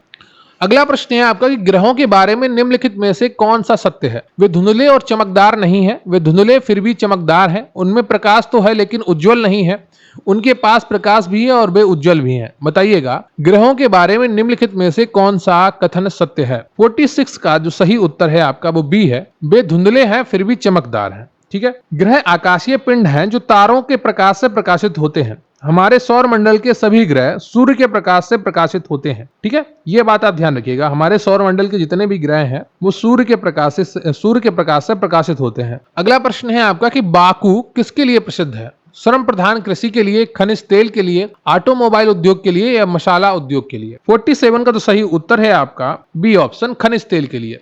जो बाकू है वो अजरबैजान की राजधानी है, ठीक है, और काले और कैस्पियन सागर के पास का देश है और यह मुख्य खनिज तेल उत्पादक देश है, ठीक है। तो आपका 47 का बी ऑप्शन सही हो जाता है। अगला प्रश्न है आपका कि भारत में निम्नलिखित में से किस क्षेत्र में औसतन 200 मिमी वर्षा होती है? mm, ठीक है। केरल, तमिलनाडु, कर्नाटक, जम्मू और कश्मीर, पश्चिम बंगाल, उड़ीसा, बिहार, असम, मणिपुर, त्रिपुरा। बताइएगा भारत में निम्नलिखित में से किस क्षेत्र में औसतन 200 mm वर्षा होती है, या मिमी वर्षा होती है, मिलीमीटर वर्षा होती है? 48 का कौन सा ऑप्शन आपका सही होगा? और इसका सही उत्तर है आपका बी, जम्मू और कश्मीर, ठीक है। तो भारत में वर्षा का वितरण बहुत असमान है। राजस्थान के अधिकांश भाग में वार्षिक वर्षा 20 सेंटीमीटर से कम होती है, जबकि असम, पश्चिम बंगाल, त्रिपुरा, मिजोरम, केरल, कर्नाटक, तमिलनाडु आदि राज्यों में वार्षिक वर्षा 200 सेंटीमीटर से अधिक होती है। उत्तर प्रदेश, बिहार आदि राज्यों में 100 से 200 सेंटीमीटर वर्षा होती है, लेकिन जम्मू कश्मीर और लेह में वार्षिक वर्षा 200 mm है, ठीक है। तो यहां पर आपका बी ऑप्शन सही हो जाएगा। अगला प्रश्न है आपका कि निम्नलिखित में से कौन सा सही सुमेलित नहीं है? Australia Canberra, Switzerland Bern, Tanzania Dodoma, Bulgaria Minsk. तो यहां पर आपकी राजधानी दी गई है और एक तरफ देश दिए गए हैं। इनमें से कौन सा सही सुमेलित नहीं है, यह आपको पहचानना है। जो इसका सही ऑप्शन है आपका, उसका डी है। ठीक है, बुल्गारिया की राजधानी मिन्स्क नहीं होती है और ये राजधानी है इसकी सोफिया, जबकि मिन्स्क जो राजधानी है वो बेलारूस की है। ठीक है, और बाकी सब सही सुमेलित है। तंजानिया की राजधानी डोडोमा है, स्विट्जरलैंड की राजधानी वर्न है, ऑस्ट्रेलिया की कैनबरा है, बुल्गारिया की राजधानी सोफिया है। ठीक है, और मिन्स्क की राजधानी है बेलारूस की। ये चीजें आप ध्यान रखिएगा। अगला प्रश्न है आपका कि पूरा चुंबकीय साक्ष्य इंगित करते हैं कि अतीत में भारतीय भूभाग स्थानांतरित हुआ है, उत्तर की ओर, दक्षिण की ओर, पूर्व की ओर या पश्चिम की ओर। बताइएगा। पूरा चुंबकीय साक्ष्य इंगित करते हैं कि अतीत में भारतीय भूभाग स्थानांतरित हुआ है। 50 का कौन सा ऑप्शन आपका सही है? और इसका सही उत्तर है आपका ए। ठीक है, उत्तर की ओर। अगला प्रश्न है आपका कि निम्नलिखित कथनों पर विचार करें। भारत की केवल दो नदियां नर्मदा और ताप्ती अरब सागर में बहती हैं। ये दोनों नदियां भ्रंश निर्देशित करती हैं। तो इन पर आपको उत्तर चुनना है। क्या कथन ए सही है? क्या व्याख्या भी सही है? तो ए गलत है लेकिन आर सही है। ठीक है, कई नदियां जैसे नर्मदा, तापी, साबरमती, माही, घग्गर, लूनी, सरस्वती, पुंबा, पेरियार और भारत पूजा नदियां अरब सागर में गिरती हैं। तो बहुत सी नदियां अरब सागर में गिरती हैं। मुख्य नदियां जो है नर्मदा, तापी, साबरमती, माही, घग्गर। ठीक है, तो ये नदियां आप याद रखिएगा। ठीक है, नर्मदा और ताप्ती पश्चिम की ओर बहती हैं क्योंकि वे नदियां घाटी नहीं बनाती हैं। इसके बजाय वे हिमालय के निर्माण की प्रक्रिया के दौरान उत्तरी प्रायद्वीप के झुकने के कारण निर्मित भ्रंश घाटी से बहती हैं। तो आपका आर सही है, कारण सही है, लेकिन ए पूर्णतया सही नहीं है क्योंकि ये केवल दो नदियां नहीं है। ठीक है, अगर केवल हटा दिया होता, केवल दो हटा दिया होता तो भारत की नदियां नर्मदा और ताप्ती अरब सागर में गिरती हैं, ये बात आपकी सही हो जाती और कारण सही है। ठीक है, तो आपका यहां पर जो उत्तर हो जाएगा ए गलत है लेकिन आर सही है। अगला प्रश्न है आपका कि सूची 1 और सूची 2 को से सुमेलित करें और नीचे दिए गए कोड का उपयोग करके सही उत्तर चुनें। एक तरफ वन प्रकार दिए गए हैं, दूसरी तरफ क्षेत्र दिए गए हैं। ठीक है, तो अल्पाइन वन कहां पर है, उष्णकटिबंधीय सदाबहार वन कहां पर है, उष्णकटिबंधीय एवं शुष्क पर्णपाती वन कहां पर है और उष्णकटिबंधीय आर्द्र पर्णपाती वन कहां पर है, ये आपको बताना है। इसका जो सही उत्तर है आपका वो ए हो जाएगा। ठीक है, उष्णकटिबंधीय आर्द्र पर्णपाती वन आपके तराई क्षेत्र में पाए जाते हैं और आपके उष्णकटिबंधीय एवं शुष्क पर्णपाती आपके गंगा के मैदान में पाए जाते हैं। अल्पाइन जो वन है आपके वो अरुणाचल प्रदेश में पाए जाते हैं और उष्णकटिबंधीय सदाबहार वन आपके सह्याद्री में पाए जाते हैं। ठीक है, अगला प्रश्न है आपका कि निम्नलिखित में से कौन जूट के सामान के लिए प्रसिद्ध है? लुधियाना, टीटानगर, भदोई या टाटानगर। बताइएगा, निम्नलिखित में से कौन जूट के सामान के लिए प्रसिद्ध है? सही उत्तर है आपका बी। टीटानगर जो है आपका ये पश्चिम बंगाल में स्थित है। ठीक है, लुधियाना ऊनी वस्त्र के लिए प्रसिद्ध है और भदोई आपका ऊनी कालीन के लिए प्रसिद्ध है। टाटा नगर का नाम उद्योगपति जमशेद जी टाटा के नाम पर रखा गया है, जिनकी कंपनी ने 1911 में वहां एक स्टील प्लांट खोला था। ठीक है, तो आपका टीटानगर सही है आपका, ये पश्चिम बंगाल में स्थित है। अगला प्रश्न है आपका कि बॉम्बे हाई ऑयल फील्ड के बारे में निम्नलिखित में से कौन सा तथ्य सही नहीं है? बॉम्बे हाई ऑयल फील्ड मुंबई तट से 60 किलोमीटर दूर स्थित है। इसकी खोज 1965 में हुई थी। पहला तेल कुआं 1974 में खोदा गया था। इसकी खोज रूसी और भारतीय टीमों ने संयुक्त रूप से की थी। बताइएगा 54 का कौन सा ऑप्शन आपका सही होगा? और 54 का तो सही उत्तर है आपका वो A. Bombay High oil field Mumbai तट से 60 किलोमीटर दूर पर स्थित नहीं है, बाकी सब आपके सही है। ठीक है, ये 160 किलोमीटर दूर स्थित है। ठीक है, अगला प्रश्न है आपका 55। सूची 1 को सूची 2 से सुमेलित करें और सूचियों के नीचे दिए गए कोड का उपयोग करके सही उत्तर चुनें। सूची 1 में कोयला दिया गया है, सोना दिया गया, अभ्रक दिया गया, मैंगनीज दिया गया है। सूची 2 में उनको प्राप्त करने के स्थान दिए गए हैं, भंडारा, कर्णपुरा, हट्टी, नेल्लोर। उनको सही तरीके से आपको मिलान करना है और नीचे दिए गए कोड में से आपको सही उत्तर चुनना है। बताइएगा कौन सा उत्तर आपका सही है? कोयला जो है आपका वो कर्णपुरा में पाया जाता है, ये झारखंड का है। ठीक है, तो आप देख सकते हैं पहला अगर आपको पता था, नहीं, ठीक है, 2 में है आपका, ए 2 में है, बी और डी में है। ठीक है, जो सोना है आपका वो कर्नाटक की हट्टी में पाया जाता है, तो बी का 3 है। ठीक है, बी का 3 है, तो आपका यहाँ पर बी ऑप्शन सही हो जाएगा। क्लियर है आपको? और आपका अभ्रक नेल्लोर में होगा और मैग्नीज है आपका वो भंडारा में होगा। ठीक है, अभ्रक आपका आंध्र प्रदेश के नेल्लोर जिले में पाया जाता है और जो मैग्नीज है आपका महाराष्ट्र के भंडारा की खदानों में पाया जाता है। तो आपका जो 55 है उसका बी ऑप्शन बिल्कुल सही है। अगला प्रश्न है आपका कि निम्नलिखित घटनाओं पर विचार करें। प्रथम सरीसृप, प्रथम कीट, कवच वाले जानवर, प्रथम स्तनधारी। उपरोक्त घटनाओं को पृथ्वी पर उनकी उत्पत्ति के काल क्रम में व्यवस्थित करें और नीचे दिए गए कोड से सही उत्तर चुनें। तो जो यहाँ पर ऊपर दिए गए हैं उनको आपको क्या करना है, काल क्रम अनुसार उनको बनाना है। ठीक है, तो इसमें 56 का कौन सा ऑप्शन आपका सही होगा ये आपको बताना है। और सबसे पहले आए थे जो वो कवच वाले जानवर थे। ठीक है, कवच वाले जानवर आए थे और फिर उसके बाद जो आए हैं प्रथम कीट आया। ठीक है, फिर प्रथम सरीसृप आया और फिर प्रथम स्तनधारी आया। तो 3, 2, 1, 4 किसमें है, सी में है। तो 56 का सी ऑप्शन आपका सही है। अगला प्रश्न है आपका कि निम्नलिखित में से कौन महाद्वीपों के क्षेत्रफल का सही क्रम घटते क्रमानुसार है। सबसे बड़ा महाद्वीप कौन सा है अगर आपको पता है, और सबसे छोटा कौन सा है अगर आपको पता है, तो आप बहुत ही आसानी से इसका उत्तर कर पाएंगे। 57 का जो सही उत्तर है आपका वो ए है। ठीक है, एशिया सबसे बड़ा महाद्वीप है, उसके बाद आपका सबसे छोटा यूरोप आता है, यहाँ पर जो ऑप्शन दिए गए हैं उसके अनुसार। ठीक है, और फिर आपका अफ्रीका आएगा, फिर उत्तरी अमेरिका आएगा और फिर आपका यूरोप आएगा। ठीक है, अगर सभी महाद्वीपों की बात करें तो एशिया के बाद अफ्रीका आता है, अफ्रीका के बाद उत्तरी अमेरिका आता है, फिर दक्षिणी अमेरिका आता है, फिर उसके बाद अंटार्कटिका आता है, फिर यूरोप आता है और फिर ऑस्ट्रेलिया आता है। तो ये आपके जो महाद्वीप हैं उनका सही क्रम है क्षेत्रफल के अनुसार घटते हुए। सबसे ज्यादा एशिया, फिर अफ्रीका, फिर उत्तरी अमेरिका, फिर दक्षिणी अमेरिका, फिर अंटार्कटिका, फिर यूरोप और फिर ऑस्ट्रेलिया। ठीक है, अगला प्रश्न है आपका कि गणगौर महोत्सव भारत के किस राज्य में मनाया जाता है। उत्तर प्रदेश, केरल, सिक्किम या राजस्थान। बताइएगा, गणगौर महोत्सव भारत के किस राज्य में मनाया जाता है। उत्तर प्रदेश, केरल, सिक्किम या राजस्थान। 58 का जो सही उत्तर है आपका वो डी है, राजस्थान में मनाया जाता है गणगौर। ठीक है, ये आपका गढ़ जो है आपका, इनको शिव जी को माना गया, गौर यानी कि गौरी, शिव और गौरी जी की पूजा का है, राजस्थान में ये मनाया जाता है। अगला प्रश्न है आपका कि राष्ट्रीय महिला आयोग की वर्तमान अध्यक्षा कौन है। रेखा सिंह, मीनाक्षी जोशी, प्रीतम जिंदल या श्रेया मित्तल। बताइएगा, राष्ट्रीय महिला आयोग की वर्तमान अध्यक्ष कौन है। 59 का जो सही उत्तर है आपका वो ए हो जाएगा, रेखा सिंह। ठीक है, ये 7 अगस्त 2018 से वर्तमान तक राष्ट्रीय महिला आयोग की अध्यक्ष हैं। अगला प्रश्न है आपका कि मार्च 2024 में प्रतिष्ठित एविएशन वीक लॉरेट्स अवार्ड से किसे सम्मानित किया गया। संयुक्त राष्ट्र सुरक्षा परिषद को, इसरो को, NIA को या भारतीय रिजर्व बैंक को। बताइएगा, मार्च 2024 में प्रतिष्ठित एविएशन वीक लॉरेट्स अवार्ड से किसे सम्मानित किया गया। 60 का जो सही उत्तर है आपका वो बी है, इसरो को सम्मानित किया गया था। ठीक है, चंद्रयान 3 के लिए।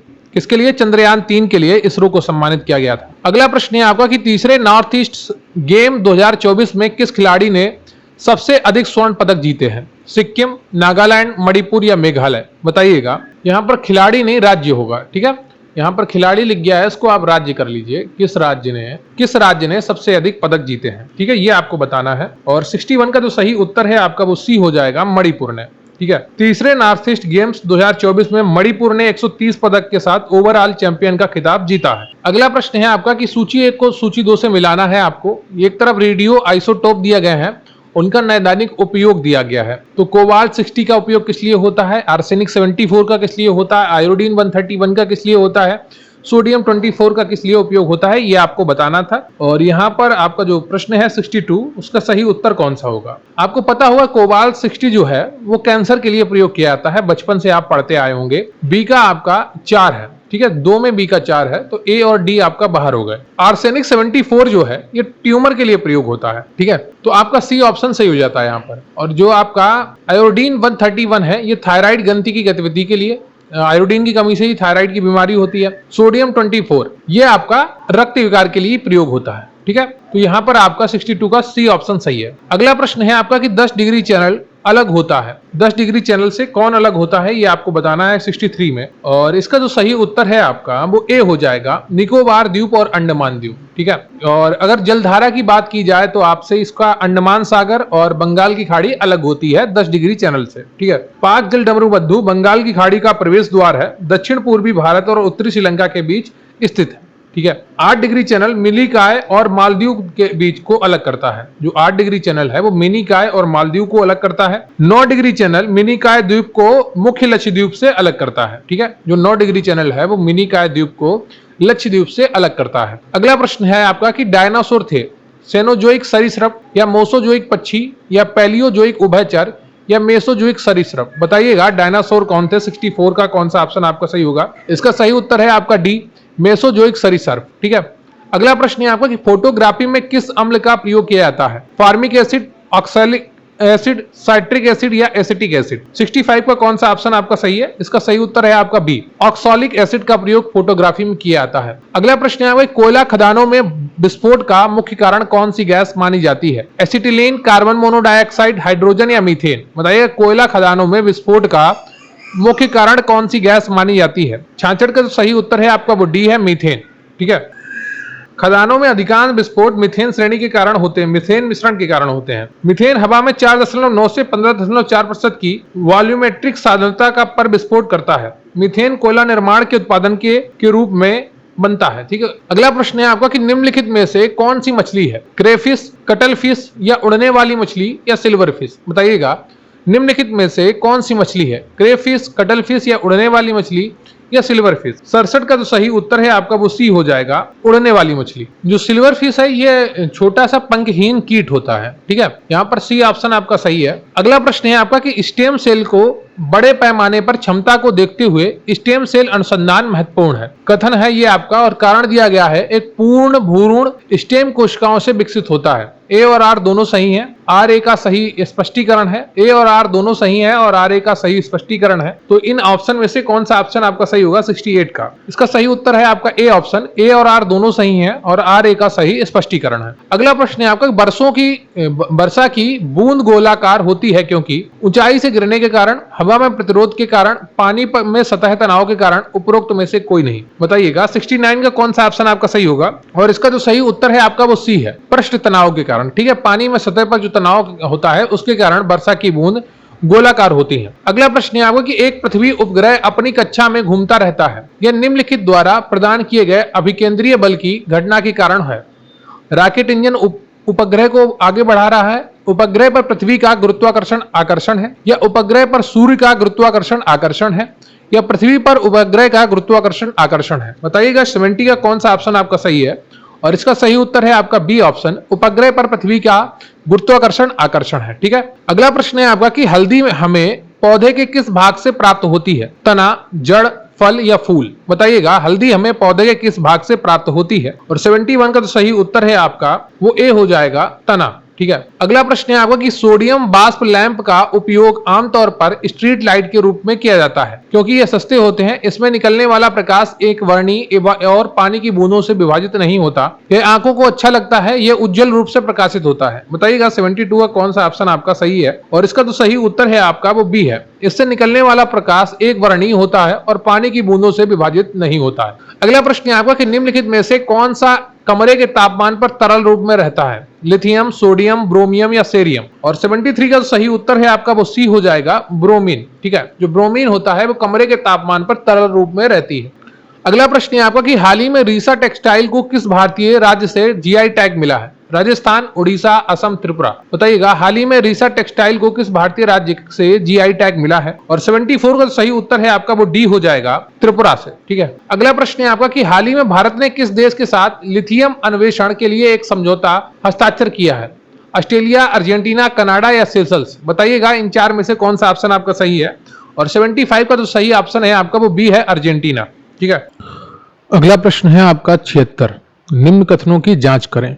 पीतल, तांबा और जस्ता एक मिश्र धातु है। मैग्नेटाइट एल्युमिनियम का एक मुख्य अयस्क है।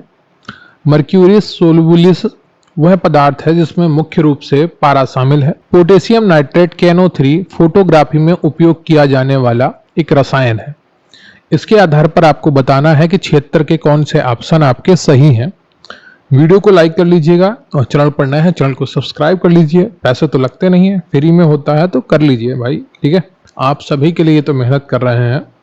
सही उत्तर है इसका आपका बी, केवल 1 और 3 सही है। ठीक है, केवल 1 और 3 सही है क्योंकि मैग्नेटाइट जो होता है वो आयरन का एक अयस्क है। ठीक है, जो मैग्नेटाइट होता है वो एल्युमिनियम का अयस्क नहीं है, आयरन का अयस्क है। और जो सिल्वर ब्रोमाइड होता है AgBr का उपयोग फोटोग्राफी में किया जाता है। ठीक है, AgBr का प्रयोग फोटोग्राफी में किया जाता है, पोटेशियम नाइट्राइट का नहीं किया जाता है।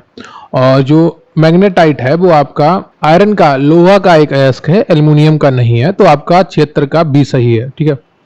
अगला प्रश्न है आपका कि निम्नलिखित में से कौन सा उपकरण तरल प्रवाह की दर को मापता है? वाट मीटर, वेंचुरी मीटर, सेलेनोमीटर या काइमोग्राफ? बताइएगा 77 का कौन सा ऑप्शन आपका सही है, और इसका जो सही उत्तर है आपका वो बी है। ठीक है, वेंचुरी मीटर। वेंचुरी मीटर तरल पदार्थ के प्रवाह की दर को मापते हैं, और वाट मीटर से हम विद्युत परिपथ की शक्ति को मापने के लिए प्रयोग करते हैं।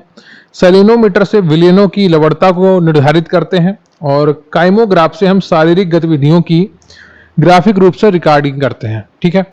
अगला प्रश्न है आपका 78 कि निम्नलिखित में से कौन सा सही सुमेलित नहीं है? ब्यूट्रिक एसिड अंगूर, स्टीयरिक एसिड वसा, ऑक्सालिक एसिड टमाटर, मैलिक एसिड सेब। बताइएगा इनमें से कौन सा ऑप्शन आपका सही है कि निम्नलिखित में से कौन सा सही सुमेलित नहीं है। 78 का कौन सा ऑप्शन आपका सही होगा, और सही उत्तर है आपका ए। ठीक है, ब्यूट्रिक एसिड जो होता है वो मक्खन में पाया जाता है। ठीक है, और स्टीयरिक एसिड आपका बसा में पाया जाता है, ऑक्सैलिक एसिड आपका टमाटर में पाया जाता है, और मैलिक एसिड जो है वो सेब में पाया जाता है। अगला प्रश्न है आपका कि निम्नलिखित में से किस जीव में गुणसूत्रों की संख्या सर्वाधिक होती है? कुत्ता, बिल्ली, गेहूं या कबूतर? बताइएगा निम्नलिखित में से किस में गुणसूत्रों की संख्या सर्वाधिक होती है, और जो 79 का सही उत्तर है आपका डी, कबूतर। कबूतर में जो गुणसूत्रों की संख्या है वो 80 होती है, कुत्ता में 78 होती है, और गेहूं में 42 होती है, जबकि बिल्ली में 38 होती है। ठीक है, कबूतर में गुणसूत्रों की संख्या 80 होती है। ठीक है, और कुत्ते में 78 होती है। ये चीज आप ध्यान रखिएगा। अगला प्रश्न है आपका कि पपीते के फल का खाने योग्य भाग कौन सा है? गुदेदार थैलमस, एंडोस्पर्म, मेसोकार्प या बीज पत्र? बताइएगा पपीते के फल का खाने योग्य भाग कौन सा है, और सही उत्तर है इसका सी, मेसोकार्प। ठीक है, मेसोकार्प पपीते का खाने योग्य भाग है। पपीता फल जामुन की श्रेणी में आता है। ठीक है। अगला प्रश्न है आपका कि निम्नलिखित में से कौन सा कथन सही है?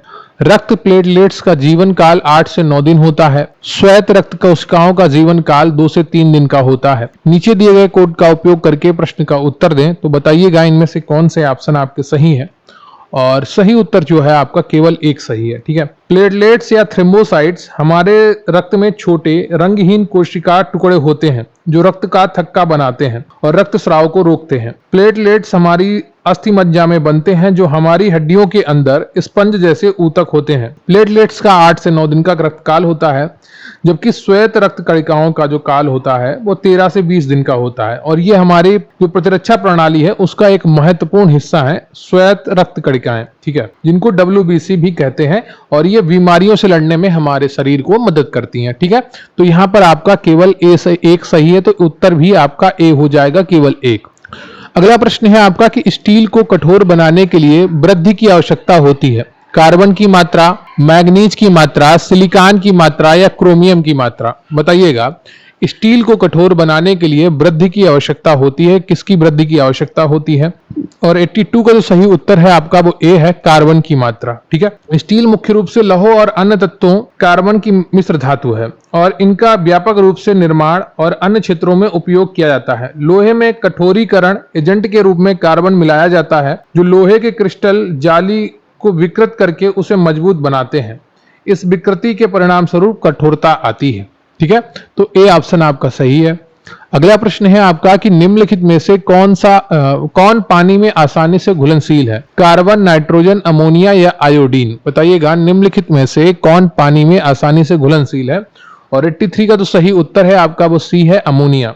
ठीक है, अमोनिया गैस पानी में बहुत ही आसानी से घुल जाती है, और अपेक्षाकृत उच्च घुलनशीलता का श्रेय अमोनिया और पानी के अणुओं के बीच होने वाली हाइड्रोजन बंधन को दिया जाता है। ठीक है, पानी में अमोनिया के घुलने से एक क्षारीय घोल बनता है। अगला प्रश्न है आपका कि साइडर के उत्पादन के लिए उत्कृष्ट कच्चा माल क्या है? अंगूर, जौ, सेब या मक्का? बताइएगा साइडर के उत्पादन के लिए उत्कृष्ट कच्चा माल क्या है, और सही उत्तर है आपका सी, सेब। ठीक है, जो रम बनती है वो शीरा से बनती है, और उसमें अल्कोहल होती है 45 से 55%। ब्रांडी अंगूर से बनती है और 40 से 50% उसमें अल्कोहल होती है। विस्की जौ से बनती है और उसमें भी 40 से 50% अल्कोहल होती है। बियर जौ से बनती है और उसमें 3 से 6% अल्कोहल होती है। और शैंपेन अंगूर से बनती है, 10 से 15% उसमें अल्कोहल होती है। और साइडर है सेब से बनता है, उसमें 2 से 6% अल्कोहल होती है। ठीक है, अगला प्रश्न है आपका कि निम्नलिखित में से कौन सा विस्फोटक नहीं है? टीएनटी, ट्रिनिट्रोग्लिसरीन, साइक्लोट्रीमेथिलीन, ट्रिनिट्रामाइन, आरडीएक्स और नाइट्रोक्लोरोफॉर्म। तो आपको बताना है निम्नलिखित में से कौन सा विस्फोटक नहीं है, और 85 का जो उत्तर है आपको क्लोरोफॉर्म दिख गया तो ये विस्फोटक नहीं होता है। ठीक है, डी ऑप्शन आपका सही है। नाइट्रोक्लोरोफॉर्म, जिसे क्लोरोपिक्रीन के नाम से जाना जाता है, एक रासायनिक यौगिक है जिसका उपयोग वर्तमान में व्यापक स्पेक्ट्रम रोगाणुरोधी, कवकनाशी और शाकनाशी और कीटनाशक के रूप में किया जाता है। ठीक है, इसका उपयोग आंसू गैस के रूप में भी किया जाता है। अन्य सभी विस्फोटक हैं, टीएनटी तो आपको पता ही चल गया होगा, आरडीएक्स भी आपको पता चल गया होगा, और ट्रिनिट्रोग्लिसरीन भी आपका एक विस्फोटक होता है। अगला प्रश्न है आपका कि भारत एलपीजी गैस का मिश्रण है, ब्यूटेन और हाइड्रोजन, ब्यूटेन और ऑक्सीजन, ब्यूटेन और प्रोपेन, मीथेन और ऑक्सीजन। बताइएगा, भारत एलपीजी गैस का मिश्रण है, क्या मिश्रण है? 86 का कौन सा ऑप्शन आपका सही है? यहां पर सही ऑप्शन है आपका सी, ब्यूटेन और प्रोपेन। एलपीजी ईंधन के रूप में इस्तेमाल होने वाला हाइड्रोकार्बन गैसों का ज्वलनशील मिश्रण है। इंडियन गैस एलपीजी मुख्य रूप से प्रोपेन C3H8 और ब्यूटेन C4H10 का मिश्रण है। अगला प्रश्न है आपका कि निम्नलिखित में से कौन सा जोड़ा सही सुमेलित है? Silver iodide hard silver, silver chloride कृत्रिम वर्षा, जिंक फास्फाइड चूहे का जहर, जिंक सल्फाइड दार्शनिक ऊन। बताइएगा निम्नलिखित में से कौन सा जोड़ा सही सुमेलित है? और 87 का सही उत्तर है आपका वो हो जाएगा सी, जिंक फास्फाइड जो होता है वो चूहे का जहर होता है, सिल्वर आयोडाइड कृत्रिम वर्षा में प्रयोग होता है, और ठीक है, और सिल्वर क्लोराइड हार्ड सिल्वर होता है। ठीक है, ये और जिंक ऑक्साइड जो है आपका वो दार्शनिक ऊन है। ठीक है, जिंक ऑक्साइड जो है आपका, यहाँ सल्फाइड नहीं ऑक्साइड होता तो ये दार्शनिक ऊन होता। ठीक है, दार्शनिक। अगला प्रश्न है आपका कि हवा में शोषण योग्य पाए जाने वाला कण पदार्थ का आकार क्या होता है? 7 माइक्रोन से अधिक, 6 माइक्रोन से अधिक, 5 माइक्रोन से अधिक या 5 माइक्रोमीटर से कम। बताइएगा, तो 88 का कौन सा ऑप्शन आपका सही होगा? डी। ठीक है, 5 माइक्रोन या माइक्रोमीटर से कम। अगला प्रश्न है आपका कि डीएनए की निम्नलिखित में से कौन सी विशेषता इसे आनुवांशिक जानकारी को पीढ़ी से पीढ़ी तक संग्रहित और प्रसारित करने के लिए विशिष्ट रूप से उपयुक्त बनाती है? 2 स्टैंडर्ड्स की पूरकता, डबल हेलिक्स, आधार जोड़ियों की संख्या या सुगर फास्फेट बैकबोन। बताइएगा 89 का कौन सा ऑप्शन आपका सही होगा? 89 का सही ऑप्शन है आपका ए, 2 स्टैंडर्ड्स की पूरकता।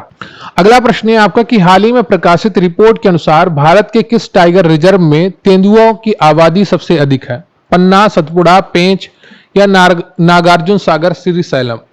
तो 90 का जो सही उत्तर है आपका वो हो जाएगा डी, नागार्जुन सागर श्रीशैलम। ठीक है, तो भारत में तेंदुओं की स्थिति 2022 रिपोर्ट जारी की गई थी। सबसे अधिक तेंदुओं की आबादी वाला बाघ अभ्यारण्य नागार्जुन सागर श्रीशैलम आंध्र प्रदेश में है। ठीक है, इसके बाद पन्ना मध्य प्रदेश और सतपुड़ा मध्य प्रदेश है। मध्य प्रदेश में तेंदुओं की सबसे बड़ी आबादी 3907 है, और इसके बाद महाराष्ट्र 1985 है, कर्नाटक 1879 है और तमिलनाडु में 1070 है। केंद्रीय पर्यावरण मंत्रालय के नवीनतम अनुमान के अनुसार भारत में लगभग 14,000 तेंदुए हैं। पिछले 4 वर्षों में लगभग 1000 तेंदुए बढ़े हैं। ठीक है, तो आपका यहाँ पर डी ऑप्शन सही हो जाएगा। अगला प्रश्न है आपका कि पारिस्थितिकी तंत्र शब्द किसने प्रतिपादित किया है? एजी टांसले ने, कार्ल मोबियस ने, अर्नेस्ट हेकले ने या मैक्स वेबर ने। बताइएगा पारिस्थितिकी तंत्र शब्द किसने प्रतिपादित किया है? और 91 का जो सही उत्तर है आपका वो ए है, एजी टांसले ने। ठीक है, अगला प्रश्न है आपका कि निम्नलिखित में से कौन सी इन सीटू जैव विविधता संरक्षण की विधि नहीं है? राष्ट्रीय उद्यान, जीव मंडल रिजर्व, वन्य जीव अभ्यारण्य, जूलॉजिकल गार्डन। बताइएगा निम्नलिखित में से कौन सी इन सीटू जैव विविधता संरक्षण की विधि नहीं है? और 92 का जो सही उत्तर है वो डी है, जूलॉजिकल गार्डन। ठीक है, अगला प्रश्न है आपका कि पीएम सूर्य घर मुफ्त बिजली योजना के संदर्भ में निम्नलिखित कथनों पर विचार करें। 1 करोड़ परिवारों को हर महीने 300 यूनिट तक मुफ्त बिजली उपलब्ध कराना, 3 किलोवाट या इससे अधिक क्षमता वाले आवासीय रूफटॉप सोलर सिस्टम के लिए 78,000 रुपए तक की सब्सिडी प्रदान करना। तो उपरोक्त में से कौन से कथन सही है? केवल 1, केवल 2 या दोनों या कोई नहीं। 93 का जो सही उत्तर है आपका यहाँ पर वो सी है, ये दोनों आपके जो पॉइंट है वो सही है। ठीक है, सी ऑप्शन आपका सही है। अगला प्रश्न है आपका कि निम्नलिखित में से कौन सा अनुच्छेद मणिपुर के विशेष प्रावधान से संबंधित है? 371 सी, 371 एफ, 371 बी या 371 डी? बताइएगा निम्नलिखित में से कौन सा अनुच्छेद मणिपुर के विशेष प्रावधान से संबंधित है, और सही उत्तर है आपका ए 371 सी। देखिए जो अनुच्छेद 371 है वो महाराष्ट्र और गुजरात के लिए विशेष प्रावधान करता है। 371 एक नागालैंड के लिए विशेष प्रावधान करता है। 371 भी असम के लिए विशेष प्रावधान करता है। 371 सी मणिपुर के लिए विशेष प्रावधान करता है। 371 डी आंध्र प्रदेश और तेलंगाना के लिए विशेष प्रावधान करता है। 371 एफ सिक्किम के लिए विशेष प्रावधान करता है। 371 जी मिजोरम के लिए विशेष प्रावधान करता है और 371 एच अरुणाचल प्रदेश के लिए विशेष प्रावधान करता है। 371 आई गोवा के लिए विशेष प्रावधान करता है और 371 जे कर्नाटक के लिए विशेष प्रावधान करता है। ठीक है, अगला प्रश्न है आपका कि निम्नलिखित में से कौन सा सही सुमेलित नहीं है? विश्व खाद्य दिवस, विश्व ओजोन दिवस, जैव विविधता दिवस और पृथ्वी दिवस। बताइएगा इनमें से कौन सा सही सुमेलित नहीं है 95 का, और इसका सही उत्तर है आपका डी। पृथ्वी दिवस 22 मार्च को नहीं मनाया जाता है, ये 22 अप्रैल को मनाया जाता है। ठीक है, और बाकी तीनों आपके सही सुमेलित हैं। अगला प्रश्न है आपका कि निम्नलिखित कथनों पर विचार करें। सतत विकास लक्ष्य पहली बार 1972 में क्लब ऑफ रोम नामक एक वैश्विक थिंक टैंक द्वारा प्रस्तावित किए गए थे। सतत विकास लक्ष्यों को 2030 तक हासिल करना है। केवल एक, केवल दो या दोनों सही है या उपरोक्त में से कोई नहीं है? 96 का बताइएगा कौन सा ऑप्शन आपका सही है, और सही उत्तर है केवल दो। ठीक है, एक सही नहीं है। सतत विकास लक्ष्य 2012 में रियो 20 में प्रस्तावित किए गए थे, अतः कथन एक सही नहीं है। ठीक है, टोटल जो लक्ष्य है सतत विकास के लिए वो 169 है। ठीक है, इनका हासिल करने का लक्ष्य 2030 है और ये वैश्विक लक्ष्य है। अगला प्रश्न है आपका कई प्रत्यारोपित पौधे विकसित नहीं हो पाते हैं क्योंकि नई मिट्टी में अनुकूल खनिज नहीं होते हैं। अधिकांश रूट हेयर्स नई मिट्टी को बहुत मजबूती से पकड़ते हैं। प्रत्यारोपण के दौरान अधिकांश रूट हेयर्स नष्ट हो जाते हैं। रोपाई के दौरान पत्तियां क्षतिग्रस्त हो जाती हैं। बताइएगा कई प्रत्यारोपित पौधे विकसित नहीं हो पाते हैं क्योंकि 97 का जो सही उत्तर है आपका वो सी है। प्रत्यारोपण के दौरान अधिकांश रूट हेयर्स नष्ट हो जाते हैं। सी ऑप्शन आपका सही है। अगला प्रश्न है आपका कि दाचीगाम राष्ट्रीय उद्यान निम्नलिखित में से किससे संबंधित है? कस्तूरगी मार्ग, गोल्डन ओरियोल, पीले गले वाला मार्टन, हंगुल या कश्मीरी स्टैग? बताइएगा 98 का कौन सा ऑप्शन आपका सही है। दाचीगाम राष्ट्रीय उद्यान निम्नलिखित में से किससे संबंधित है? और 98 का तो सही उत्तर है आपका वो डी है, हंगुल या कश्मीरी स्टैग। अगला प्रश्न है आपका कि मोनोक्लाइमैक्स सिद्धांत का प्रतिपादन किया गया। F E Clements, C C Park, D V Ager, A V Tansley? बताइएगा इनमें से कौन सा ऑप्शन आपका सही है 99 का, और सही उत्तर है आपका ए, एफ ई क्लेमेंट्स। ठीक है, अगला प्रश्न है आपका ग्लोबल 500 पुरस्कार निम्नलिखित उपलब्धियों के लिए दिए जाते हैं। जनसंख्या नियंत्रण, आतंकवाद के खिलाफ अभियान, पर्यावरण की सुरक्षा, नशीली दवाओं के खिलाफ अभियान। बताइएगा ग्लोबल 500 पुरस्कार निम्नलिखित उपलब्धियों के लिए दिए जाते हैं, वो उपलब्धि कौन सी है? और 100 का जो सही उत्तर है आपका वो सी है, पर्यावरण की सुरक्षा के लिए दिए जाते हैं। अगला प्रश्न है आपका कि जल शक्ति अभियान कैच द रेन 2024 अभियान का विषय क्या था? नारी शक्ति से जल शक्ति, भविष्य के लिए पानी बचाकर रखें, जल सुरक्षा के लिए नदी की सफाई, जल ही जीवन है। 101 का कौन सा ऑप्शन आपका सही होगा? सही उत्तर है आपका ए ऑप्शन, नारी शक्ति से जल शक्ति। अगला प्रश्न है आपका कि ऑपरेशन कामधेनु हाल ही में किस राज्य में या केंद्र शासित प्रदेश द्वारा शुरू किया गया? हरियाणा, जम्मू कश्मीर, गोवा या उत्तराखंड? बताइएगा इनमें से कौन सा ऑप्शन आपका सही है। और 102 का जो सही उत्तर है आपका वो बी है, जम्मू एंड कश्मीर। ठीक है, ऑपरेशन कामधेनु मार्च 2024 में जम्मू कश्मीर पुलिस द्वारा शुरू किया गया था। इसे पशु तस्करी पर अंकुश लगाने के लिए शुरू किया गया था। ऑपरेशन का लक्ष्य पशु तस्करी के मास्टरमाइंडों को पकड़ना और उनकी गतिविधियों की जांच करना था।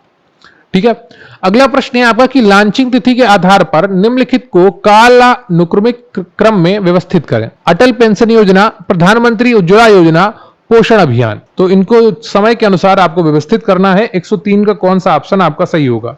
सही उत्तर है आपका ए, ये क्रम से लगे हुए हैं। सबसे पहले अटल पेंशन योजना आई थी, ठीक है, 2015 में, फिर प्रधानमंत्री उज्ज्वला योजना आई थी 2016 में, और फिर आपका पोषण अभियान आया था 2018 में। ठीक है, अगला प्रश्न है आपका विश्व व्यापार संगठन का मुख्यालय कहां स्थित है? जिनेवा, द हेग, वाशिंगटन या ब्रसेल्स? बताइएगा विश्व व्यापार संगठन का मुख्यालय कहां स्थित है? 104 का जो सही उत्तर है आपका वो ए हो जाएगा, जिनेवा में। ठीक है, ए ऑप्शन आपका सही है। WTO का मुख्यालय जिनेवा में स्थित है। अगला प्रश्न है आपका कि हाल ही में लोकतंत्र शिखर सम्मेलन 2024 किस देश में आयोजित किया गया? दक्षिण कोरिया, चीन, फ्रांस या ब्राजील? बताइएगा। 105 का जो सही उत्तर है आपका वो ए है, दक्षिण कोरिया में। ठीक है, लोकतंत्र के लिए तीसरा शिखर सम्मेलन 2021 में अमेरिकी राष्ट्रपति जो बिडेन द्वारा शुरू की गई एक पहल है। 18 मार्च 2024 को दक्षिण कोरिया के सियोल में इसे शुरू किया गया। अगला प्रश्न है आपका कि निम्नलिखित में से कौन सा हड़प्पा स्थल उत्तर प्रदेश में स्थित है? बारागांव, मंडी, चंदेयन या आलमगीरपुर? बताइएगा इनमें से कौन सा ऑप्शन आपका सही होगा? 106 का। तो 106 का जो सही उत्तर है आपका वो डी है। उपरोक्त सभी आपके उत्तर प्रदेश में स्थित है। बारागांव की अगर बात करें तो यह आपका सहारनपुर में स्थित है, और आलमगीरपुर आपका मेरठ में स्थित है। मंडी आपका मुजफ्फरनगर में स्थित है, और आपका जो चंदेयन है यह आपका बागपत में स्थित है। प्राचीन भारत में कितने महाजनपद उत्तर प्रदेश में स्थित है? बताइएगा। प्राचीन भारत में कितने महाजनपद उत्तर प्रदेश में स्थित है? 6, 8, 10, 12? इनमें से कौन सा ऑप्शन आपका सही है ये आपको बताना है, और इसका सही उत्तर क्या हो जाएगा? 8। ठीक है, बी ऑप्शन आपका सही है। टोटल 8 जनपद थे 16 महाजनपद में से जो उत्तर प्रदेश में स्थित थे। इसमें कुरु था जिसकी आधुनिक मेरठ, दिल्ली और हरियाणा। कौशल था अवध क्षेत्र। पांचाल था कन्नौज क्षेत्र। सूरसेन था मथुरा। वत्स था कौशाम्बी क्षेत्र। मल्ला था कुशीनगर क्षेत्र। काशी था वाराणसी, और चेदी था बांदा। ठीक है, ये सभी क्षेत्र यहां पर शामिल थे। अगला प्रश्न यह होगा कि मौर्य काल का निम्नलिखित में से कौन सा शिलालेख फिरोज तुगलक के शासनकाल के दौरान दिल्ली लाया गया था? मेरठ स्तंभ शिलालेख, टोपारा स्तंभ शिलालेख, सोहगौरा स्तंभ शिलालेख? बताइएगा इनमें से कौन सा ऑप्शन आपका सही है? 108 का। और 108 का उत्तर जो सही है आपका वो सी है। ठीक है, केवल 1 और 2, मेरठ स्तंभ शिलालेख और टोपारा स्तंभ शिलालेख। वास्तव में मेरठ में स्थित मेरठ स्तंभ शिलालेख को बाद में फिरोज तुगलक के शासनकाल के दौरान दिल्ली लाया गया था। उत्तर प्रदेश में सहारनपुर में स्थित टोपारा स्तंभ शिलालेख को बाद में फिरोज तुगलक के शासनकाल के दौरान दिल्ली लाया गया। सोहगौरा स्तंभ शिलालेख उत्तर प्रदेश के गोरखपुर में ही स्थित है। ठीक है, तो ये गोरखपुर में स्थित है, और इन दोनों को मेरठ से दिल्ली ले जाया गया था। टोपारा जो है आपका ये सहारनपुर में स्थित है। ठीक है, सहारनपुर से इसको दिल्ली ले गए, और मेरठ स्तंभ शिलालेख तो मेरठ में था ही, उसको वहां पे मेरठ से दिल्ली ले गए थे। ठीक है, टोपारा जो है आपका ये सहारनपुर में स्थित है। अगला प्रश्न है आपका कि लोक नाट्य राहुला उत्तर प्रदेश के किस क्षेत्र से संबंधित है? ब्रज क्षेत्र, बुंदेलखंड क्षेत्र, अवध क्षेत्र या एनसीआर क्षेत्र? बताइएगा। लोक नाट्य राहुला उत्तर प्रदेश के किस क्षेत्र से संबंधित है? और 109 का जो सही उत्तर है आपका वो बी हो जाएगा, बुंदेलखंड के क्षेत्र से संबंधित है। अगला प्रश्न है आपका कि उत्तर प्रदेश की गर्म पका हुआ भोजन योजना के संदर्भ में निम्नलिखित कथनों पर विचार करें। गर्म पकाए गए भोजन के रूप में प्रति लाभार्थी प्रतिदिन 70 ग्राम खाद्यान्न की पेशकश करने की योजना बनाई गई है।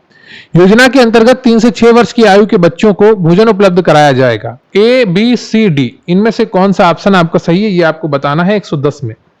और 110 का जो सही उत्तर है आपका ये दोनों बातें सही हैं। ठीक है, इसलिए आपका सी ऑप्शन सही हो जाता है।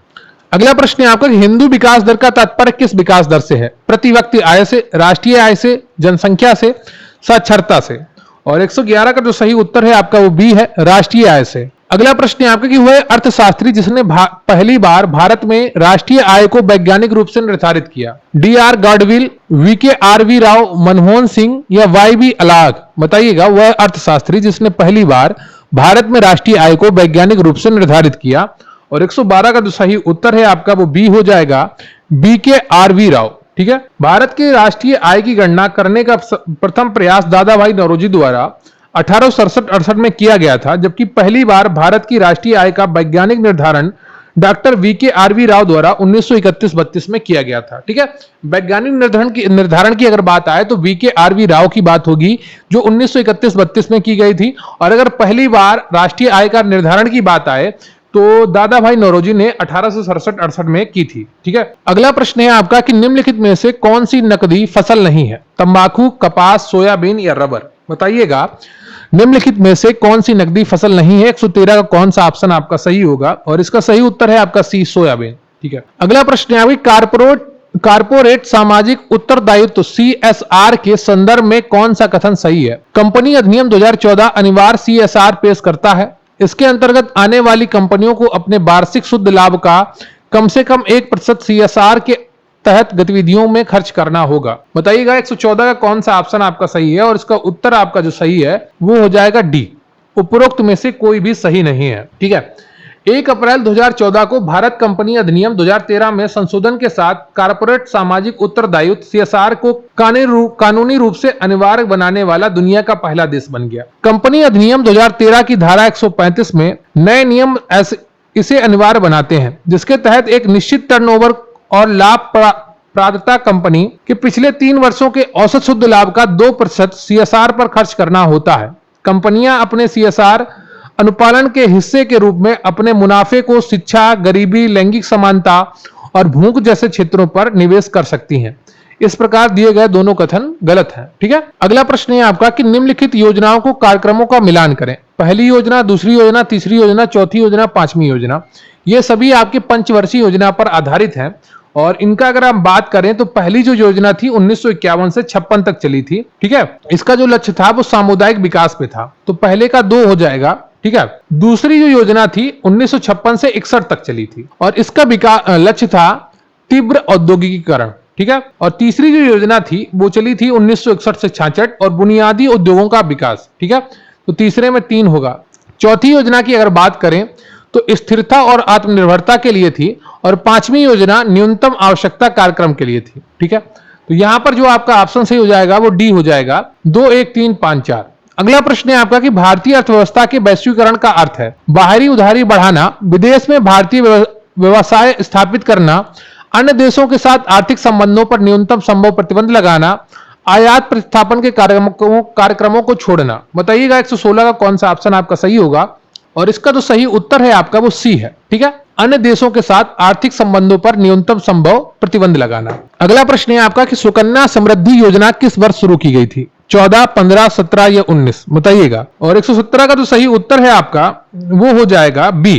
ठीक है, 2015 में शुरू की गई थी। अगला प्रश्न है आपका कि भारत में जनजातियों के निर्धारण का आधार क्या है, सांस्कृतिक विशेषता और विभिन्न आवास, भाषा और बोली, सामाजिक परंपरा में अंतर, आर्थिक स्थिति। बताइएगा भारत में जनजातियों के निर्धारण का आधार क्या है, और 118 का जो सही उत्तर है आपका वो ए है, सांस्कृतिक विशेषज्ञता और विभिन्न आवास। अगला प्रश्न है आपका कि सूची 1 को सूची 2 से मिलाइए। अंतरराष्ट्रीय न्यायालय कहाँ है, नाटो कहाँ का अंतरराष्ट्रीय न्यायालय कहां पर स्थापित है, नाटो का जो हेडक्वार्टर है वो कहां पर है, विश्व व्यापार संगठन का हेडक्वार्टर कहां पर है? तो अंतरराष्ट्रीय न्यायालय आपका हेग में स्थित है। ठीक है, ए का 3 हो गया। नाटो आपका ब्रुसेल्स में स्थित है और विश्व व्यापार संगठन आपका जिनेवा में स्थित है। ठीक है, तो ए का 3 और सी का 1, ए 119 का आपका ए ऑप्शन सही है। ठीक है, अगला प्रश्न है आपका कि निम्नलिखित में से कौन सा जोड़ा सही सुमेलित नहीं है? जनश्री बीमा योजना 2000, राष्ट्रीय ग्रामीण स्वास्थ्य मिशन 2005, मनरेगा 2003, आम आदमी बीमा योजना 2007। बताइएगा 120 का कौन सा ऑप्शन आपका सही है, और इसका उत्तर आपका सी सही है। मनरेगा 2003 में नहीं, ये आपका 2005 में शुरू हुआ था। ठीक है, और बाद में इसका नाम जो नरेगा था 2005 में, उसका नाम बदल के बाद में मनरेगा किया गया था। ठीक है, अगला प्रश्न है आपका कि अंतरराष्ट्रीय क्रिकेट परिषद का मुख्यालय किस देश में स्थित है? ऑस्ट्रेलिया, यूके, संयुक्त अरब अमीरात या भारत? बताइएगा अंतरराष्ट्रीय क्रिकेट परिषद का मुख्यालय किस देश में स्थित है, और 121 का जो सही उत्तर है आपका वो हो जाएगा सी। ठीक है, संयुक्त अरब अमीरात में। अगला प्रश्न है आपका उत्तर प्रदेश बजट 2024-25 में निम्नलिखित में से किस क्षेत्र में व्यय कम हुआ है? सड़क और पुल, ऊर्जा, शहरी विकास या ग्रामीण विकास? बताइएगा इनमें से कौन सा ऑप्शन आपका सही है। 122 का जो सही उत्तर है आपका वो बी है, केवल 2 और 3 में कम हुआ है, ऊर्जा और शहरी विकास में।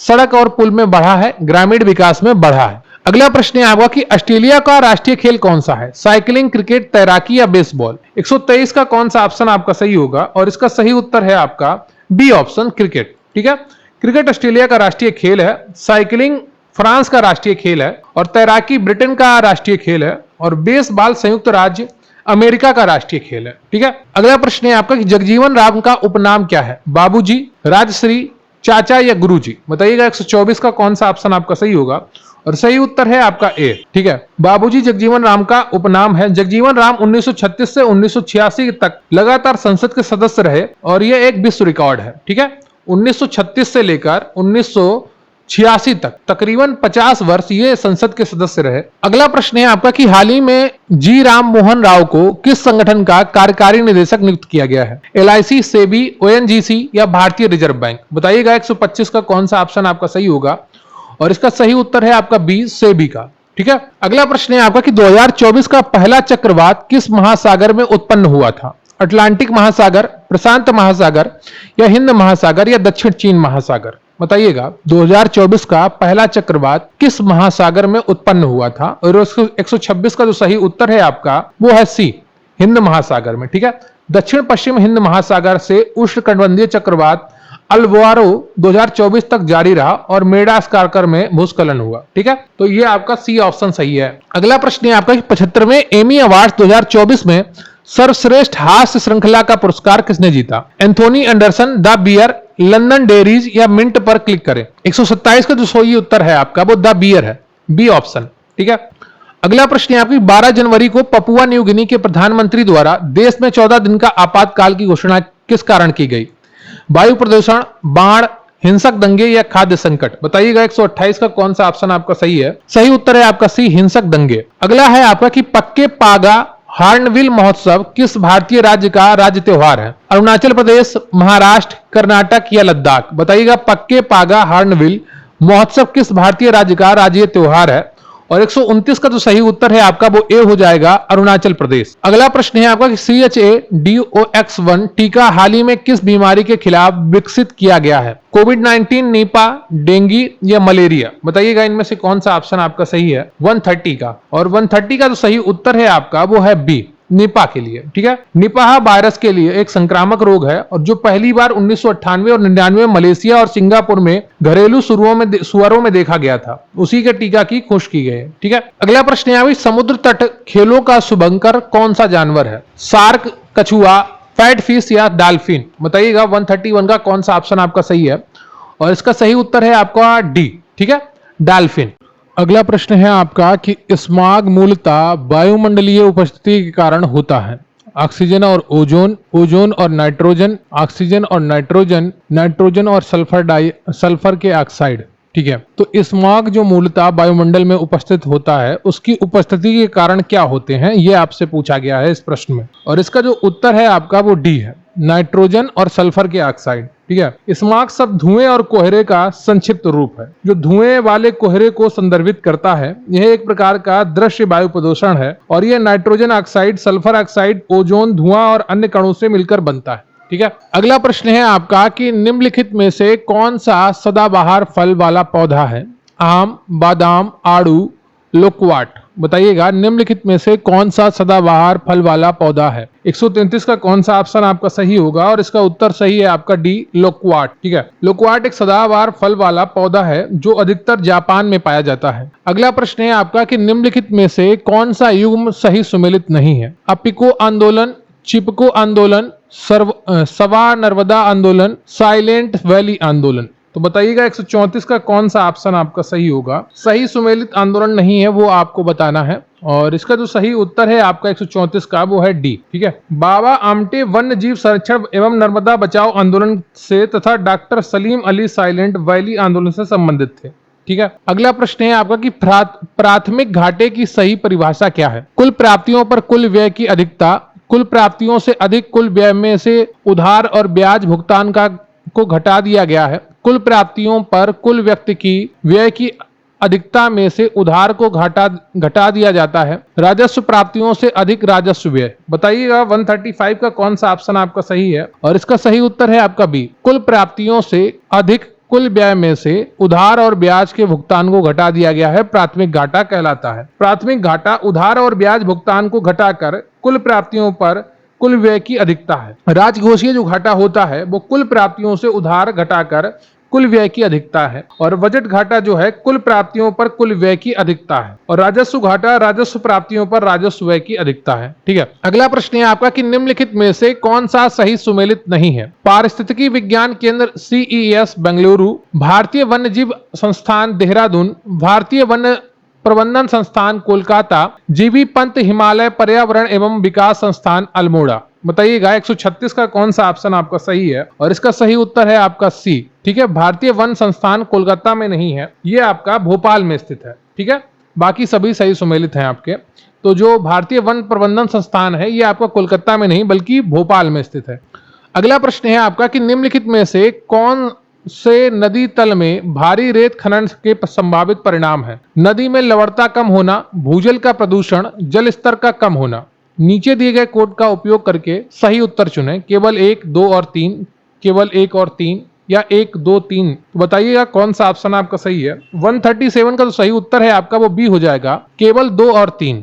ठीक है, नदी तल से रेत हटाने से बहने वाले पानी का वेग बढ़ जाता है और विकृत प्रवाह व्यवस्था अंततः नदी तटों को नष्ट कर देती है। रेत एक स्पंज की तरह काम करती है जो भूजल स्तर को रिचार्ज करने में मदद करती है। ठीक है, तो आपका 2 और 3 सही है, 1 सही नहीं है। अगला प्रश्न है आपका कि निम्नलिखित में से कौन सा सही सुमेलित है? सहकारी आंदोलन MK. Gandhi, Etawah pilot project Albert mayor, अधिक भोजन उगाओ अभियान जे.एल. नेहरू, सेवाग्राम परियोजना विनोबा भावे। बताइएगा 138 का कौन सा ऑप्शन आपका सही है, और इसका सही उत्तर है आपका B, Etawah pilot project Albert Mayer. ठीक है, तो इटावा पायलट प्रोजेक्ट शुरू करने का विचार 1947 में आया। यूएसए के लेफ्टिनेंट कर्नल अल्बर्ट मेयर जो 1944 में अमेरिका सेना के साथ भारत आए थे, इस परियोजना के प्रवर्तक थे, और बाकी सब आपके सही सुमेलित हैं। ठीक है, अधिक भोजन उगाओ अभियान जे.एल. नेहरू ने शुरू किया था, सेवाग्राम परियोजना विनोबा भावे ने शुरू की थी, और सहकारी आंदोलन मोहनदास करमचंद गांधी यानी कि महात्मा गांधी ने शुरू किया था।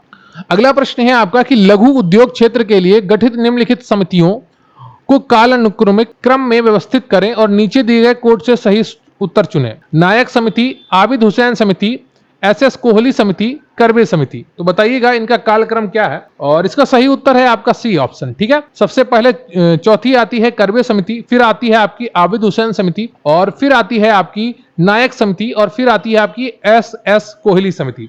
अगर ईयर की बात करें तो करबे समिति 1955 में आई थी, और आबिद हुसैन समिति 1988 में आई थी, नायक समिति 1991 में आई थी, और एस.एस. कोहली समिति 2000 में आई थी। ठीक है, वर्ष 2000 में आई थी। तो ये इनका वर्ष है, और इसका जो क्रम है मैंने आपको बता दिया, ऑप्शन सी सही होगा। अगला प्रश्न है आपका 140, कथन ए, जलवायु परिवर्तन के कारण भारत में सामाजिक तनाव बढ़ रहा है, कारण चरम मौसम की घटनाओं की आवृत्ति और तीव्रता का खाद्य सुरक्षा पर गंभीर प्रभाव पड़ेगा। तो ए क्या कथन एक और कारण दोनों सही हैं? क्या कथन ए का आर व्याख्या है? इसी तरीके के प्रश्न पूछे जाते हैं आपसे, उसी के आधार पर आपको 4 में से कोई एक ऑप्शन चुनना है। बताइएगा, बहुत ही आदत हो गई होगी आपकी इन प्रश्नों की। और 140 का जो सही उत्तर है आपका ए आपका सही है, दोनों ए और आर सत्य हैं, और आर ए का सही कारण है। ठीक है, चरम मौसम की घटनाओं की आवृत्ति और तीव्रता का खाद्य सुरक्षा पर गंभीर प्रभाव पड़ेगा, क्योंकि जलवायु परिवर्तन के कारण फसल का पैटर्न मौसम की घटना से प्रभावित होगा। यह बारिश के पैटर्न को भी प्रभावित करेगा, जिससे फसल खराब हो जाएगी, और तीव्र गर्मी के कारण खरीफ की फसल को नुकसान होगा, कमी पैदा होगी, खाद्य सुरक्षा का खतरा बढ़ेगा। इससे भारत में सामाजिक तनाव भी पैदा होगा, इसलिए दोनों कथन सही हैं। देखिए, खाद्य का सुरक्षा जब पैदा होता है, संकट पैदा होता है, तो समाज में तनाव बढ़ता है, इससे कोई भी आप मना नहीं कर सकते हैं। ठीक है, तो ए ऑप्शन आपका सही है। अगला प्रश्न है आपका कि वह समिति जिसने भारत के आयकर अधिनियम की धारा 88 के तहत कर छूट को समाप्त करने की सिफारिश की है, चेलैया समिति, केलकर समिति, सोम समिति या रंगराजन समिति। बताइएगा 141 का कौन सा ऑप्शन आपका सही है, और इसका सही उत्तर है आपका बी, केलकर समिति। ठीक है, केलकर समिति ने भारत के आयकर अधिनियम की धारा 88 के तहत कर छूट को समाप्त करने की सिफारिश की है। चिलैया समिति के सुधारों में से संबंधित है। सोम समिति जीएआर नियमों की जांच से संबंधित है, जबकि रंगराजन समिति गरीबी आकलन से संबंधित है। गरीबी आकलन से जुड़ी हुई जितनी भी समितियां हैं उनको बहुत अच्छे से पढ़िएगा, क्योंकि परीक्षा में वहां से बार बार प्रश्न आता है। अगला प्रश्न है आपको, भारत के राष्ट्रपति द्वारा वर्ष 2024 में कितने पद्म पुरस्कार प्रदान किए गए हैं, और इसका सही उत्तर क्या होगा? 152, 132, 118, 109। तो 142 का जो सही उत्तर है आपका वो बी हो जाएगा, 132 पद्म पुरस्कार प्रदान किए गए हैं। अगला प्रश्न है आपका कि हाल ही में खबरों में रहा जूस जैकिंग शब्द किससे संबंधित है? मिट्टी रहित खेती की तकनीकी से, साइबर हमले से, खाद्य प्रसंस्करण प्रक्रिया से, उष्णकटिबंधीय चक्रवात से। तो 143 का जो सही उत्तर है आपका वो बी है, साइबर हमले से। ठीक है, जूस जैकिंग साइबर हमला एक रूप है, और जहां हैकर सार्वजनिक यूएसबी चार्जिंग पोर्ट के साथ छेड़छाड़ करते हैं, उन्हें मैलवेयर से संक्रमित करते हैं या हार्डवेयर परिवर्तन करते हैं जो उन्हें उनसे जुड़े उपकरणों में डेटा चोरी करने की अनुमति देते हैं। जैसे आप मेट्रो में जा रहे हैं, ठीक है, वहां पे आप यूएसबी पोर्ट देखते हैं। जैसे आप कहीं प्राइवेट होटल्स में यूएसबी पोर्ट देखते हैं, आप डायरेक्ट उसी में चार्जर लगा देते हैं, ठीक है। तो उससे आपका फोन हैक किया जा सकता है, आपका लैपटॉप हैक किया जा सकता है। इसलिए पहले आप अपना सॉकेट में डायरेक्ट चार्जर लेके जाएं, और होटल्स में ज्यादातर यही करें। मेट्रो और रेलवे स्टेशन में तो एक बार आप उसमें आ जाता है, वहां पर इतने पब्लिक छूट नहीं मिलती है, लेकिन जो होटल्स हैं वहां के द्वारा आपके फोन को हैक किया जा सकता है और आपका पूरा डेटा निकाला जा सकता है, ठीक है। 143 का बी आपका सही होगा, साइबर हमले से। अगला प्रश्न है आपका कि भारत के पहले सेप्टिक टैंक रोबोट का नाम क्या है? होमोसेप परमाणु, कृत्रिम, होयोडोल गुड़िया, भारत जीपीटी। बताइएगा 144 का कौन सा ऑप्शन आपका सही है, और इसका सही उत्तर है आपका ए, ठीक है, होमोसेप परमाणु। अगला प्रश्न है आपका अंतरराष्ट्रीय बौद्धिक संपदा सूचकांक IIP सूचकांक 2024 के संदर्भ में निम्नलिखित में से कौन सा कथन सही है? 2024 में मूल्यांकन किए गए 55 देशों में से भारत को 42वें स्थान पर रखा गया था। यह अंतरराष्ट्रीय बौद्धिक संपदा सूचकांक का 12वां संस्करण था। बताइएगा इनमें से कौन से ऑप्शन आपका सही है? 145 का, ठीक है, कथनों के आधार पर। और 145 का जो सही उत्तर है आपका सी, 1 और 2 दोनों सही हैं, ठीक है। 28 फरवरी 2024 को जो यूएस चैम्बर ऑफ कॉमर्स द्वारा जारी अंतरराष्ट्रीय बौद्धिक संपदा सूचकांक 2024 के 12वें जो 12th संस्करण था, उसमें 55 देशों में भारत की जो रैंकिंग थी 42वीं थी, ठीक है। भारत ने 38 से 64% के समग्र स्कोर के साथ सूचकांक पर अपना स्थान बरकरार रखा, ठीक है। जो संयुक्त राज्य अमेरिका है, यूएसए है, वो शीर्ष पर रहा, और फ्रांस दूसरे स्थान पर, यूनाइटेड किंगडम दूसरे स्थान पर, और फ्रांस तीसरे स्थान पर रहा है, ठीक है। अगला प्रश्न है आपकी मार्च 2024 में किस देश ने अंतरराष्ट्रीय सौर गठबंधन की पुष्टि की और इसका 97वां सदस्य बन गया है? स्वीडन, केन्या, पनामा या चिली? बताइएगा 146 का कौन सा ऑप्शन आपका सही है, और इसका सही उत्तर है सी, पनामा, ठीक है। सी उत्तर आपका सही है, पनामा। अगला प्रश्न है आपका कि निम्नलिखित कथनों पर विचार करें। चिल्का झील दुनिया की दूसरी सबसे बड़ी तटीय लैगून है। यह भारत की पूर्वी तट पर दया नदी के मुहाने पर स्थित है। उपरोक्त में से कौन सा कथन सही है? केवल एक, केवल दो, एक और दो दोनों, या उपरोक्त में से कोई नहीं? बताइएगा निम्नलिखित कथनों पर विचार करके कौन सा आपका सही है? 147 का, 147 का आपका सही है सी, एक और दो दोनों सही है। चिल्का झील दुनिया की दूसरी सबसे बड़ी तटीय लैगून है। यह भारत की पूर्वी तट पर दया नदी के मुहाने पर स्थित है, ठीक है। अगला प्रश्न है भारत निर्माण योजना संबंधित है ग्रामीण बुनियादी ढांचा विकास से, खाद्यान्न उत्पादन आत्मनिर्भरता से, परिवार कल्याण कार्यक्रम से, उपरोक्त में से कोई नहीं? बताइएगा 148 का कौन सा ऑप्शन आपका सही है? केंद्र सरकार द्वारा दिसंबर 2005 में भारत निर्माण कार्यक्रम शुरू किया गया था। इस योजना का मुख्य उद्देश्य ग्रामीण बुनियादी ढांचे का विकास करना था।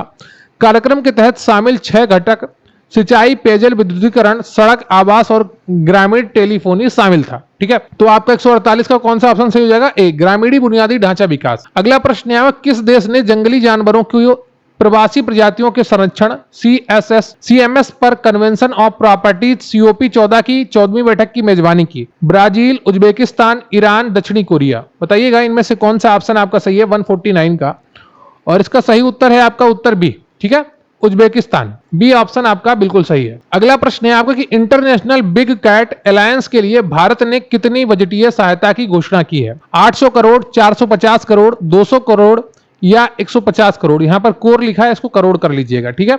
150 का कौन सा ऑप्शन आपका सही होगा? और इसका जो सही उत्तर है आपका डी, 150 करोड़ का, ठीक है। जो ये योजना जो 150 करोड़ की धनराशि अलॉट की गई है, वो प्रधानमंत्री श्री नरेंद्र मोदी की अध्यक्षता में केंद्रीय मंत्रिमंडल 2023-24 से 27-28 तक के 5 वर्षों के लिए की गई है, ठीक है। तो 150 करोड़ आपका ऑप्शन सही है। यूपीपीएससी मॉक टेस्ट 2024 हुंकार मॉक टेस्ट सीरीज आपका एक पूरा हुआ। कब तक बस सोचते रहोगे? हल करके भी देखो। अगर आपने हल करके देखा है तो कमेंट करके बताइएगा इन 150 प्रश्नों में से आपके कुल कितने प्रश्न सही होंगे। मुझे आपके कमेंट्स का इंतजार रहेगा। तो वीडियो को लाइक कर लीजिएगा, चैनल पर नया है चैनल को सब्सक्राइब कर लीजिएगा, और इसी तरीके से अपनी तैयारी जारी रखिए और अच्छे से मॉक टेस्ट करते रहिए। बहुत बहुत धन्यवाद आपका। Thank you very much. जय हिंद, जय भारत।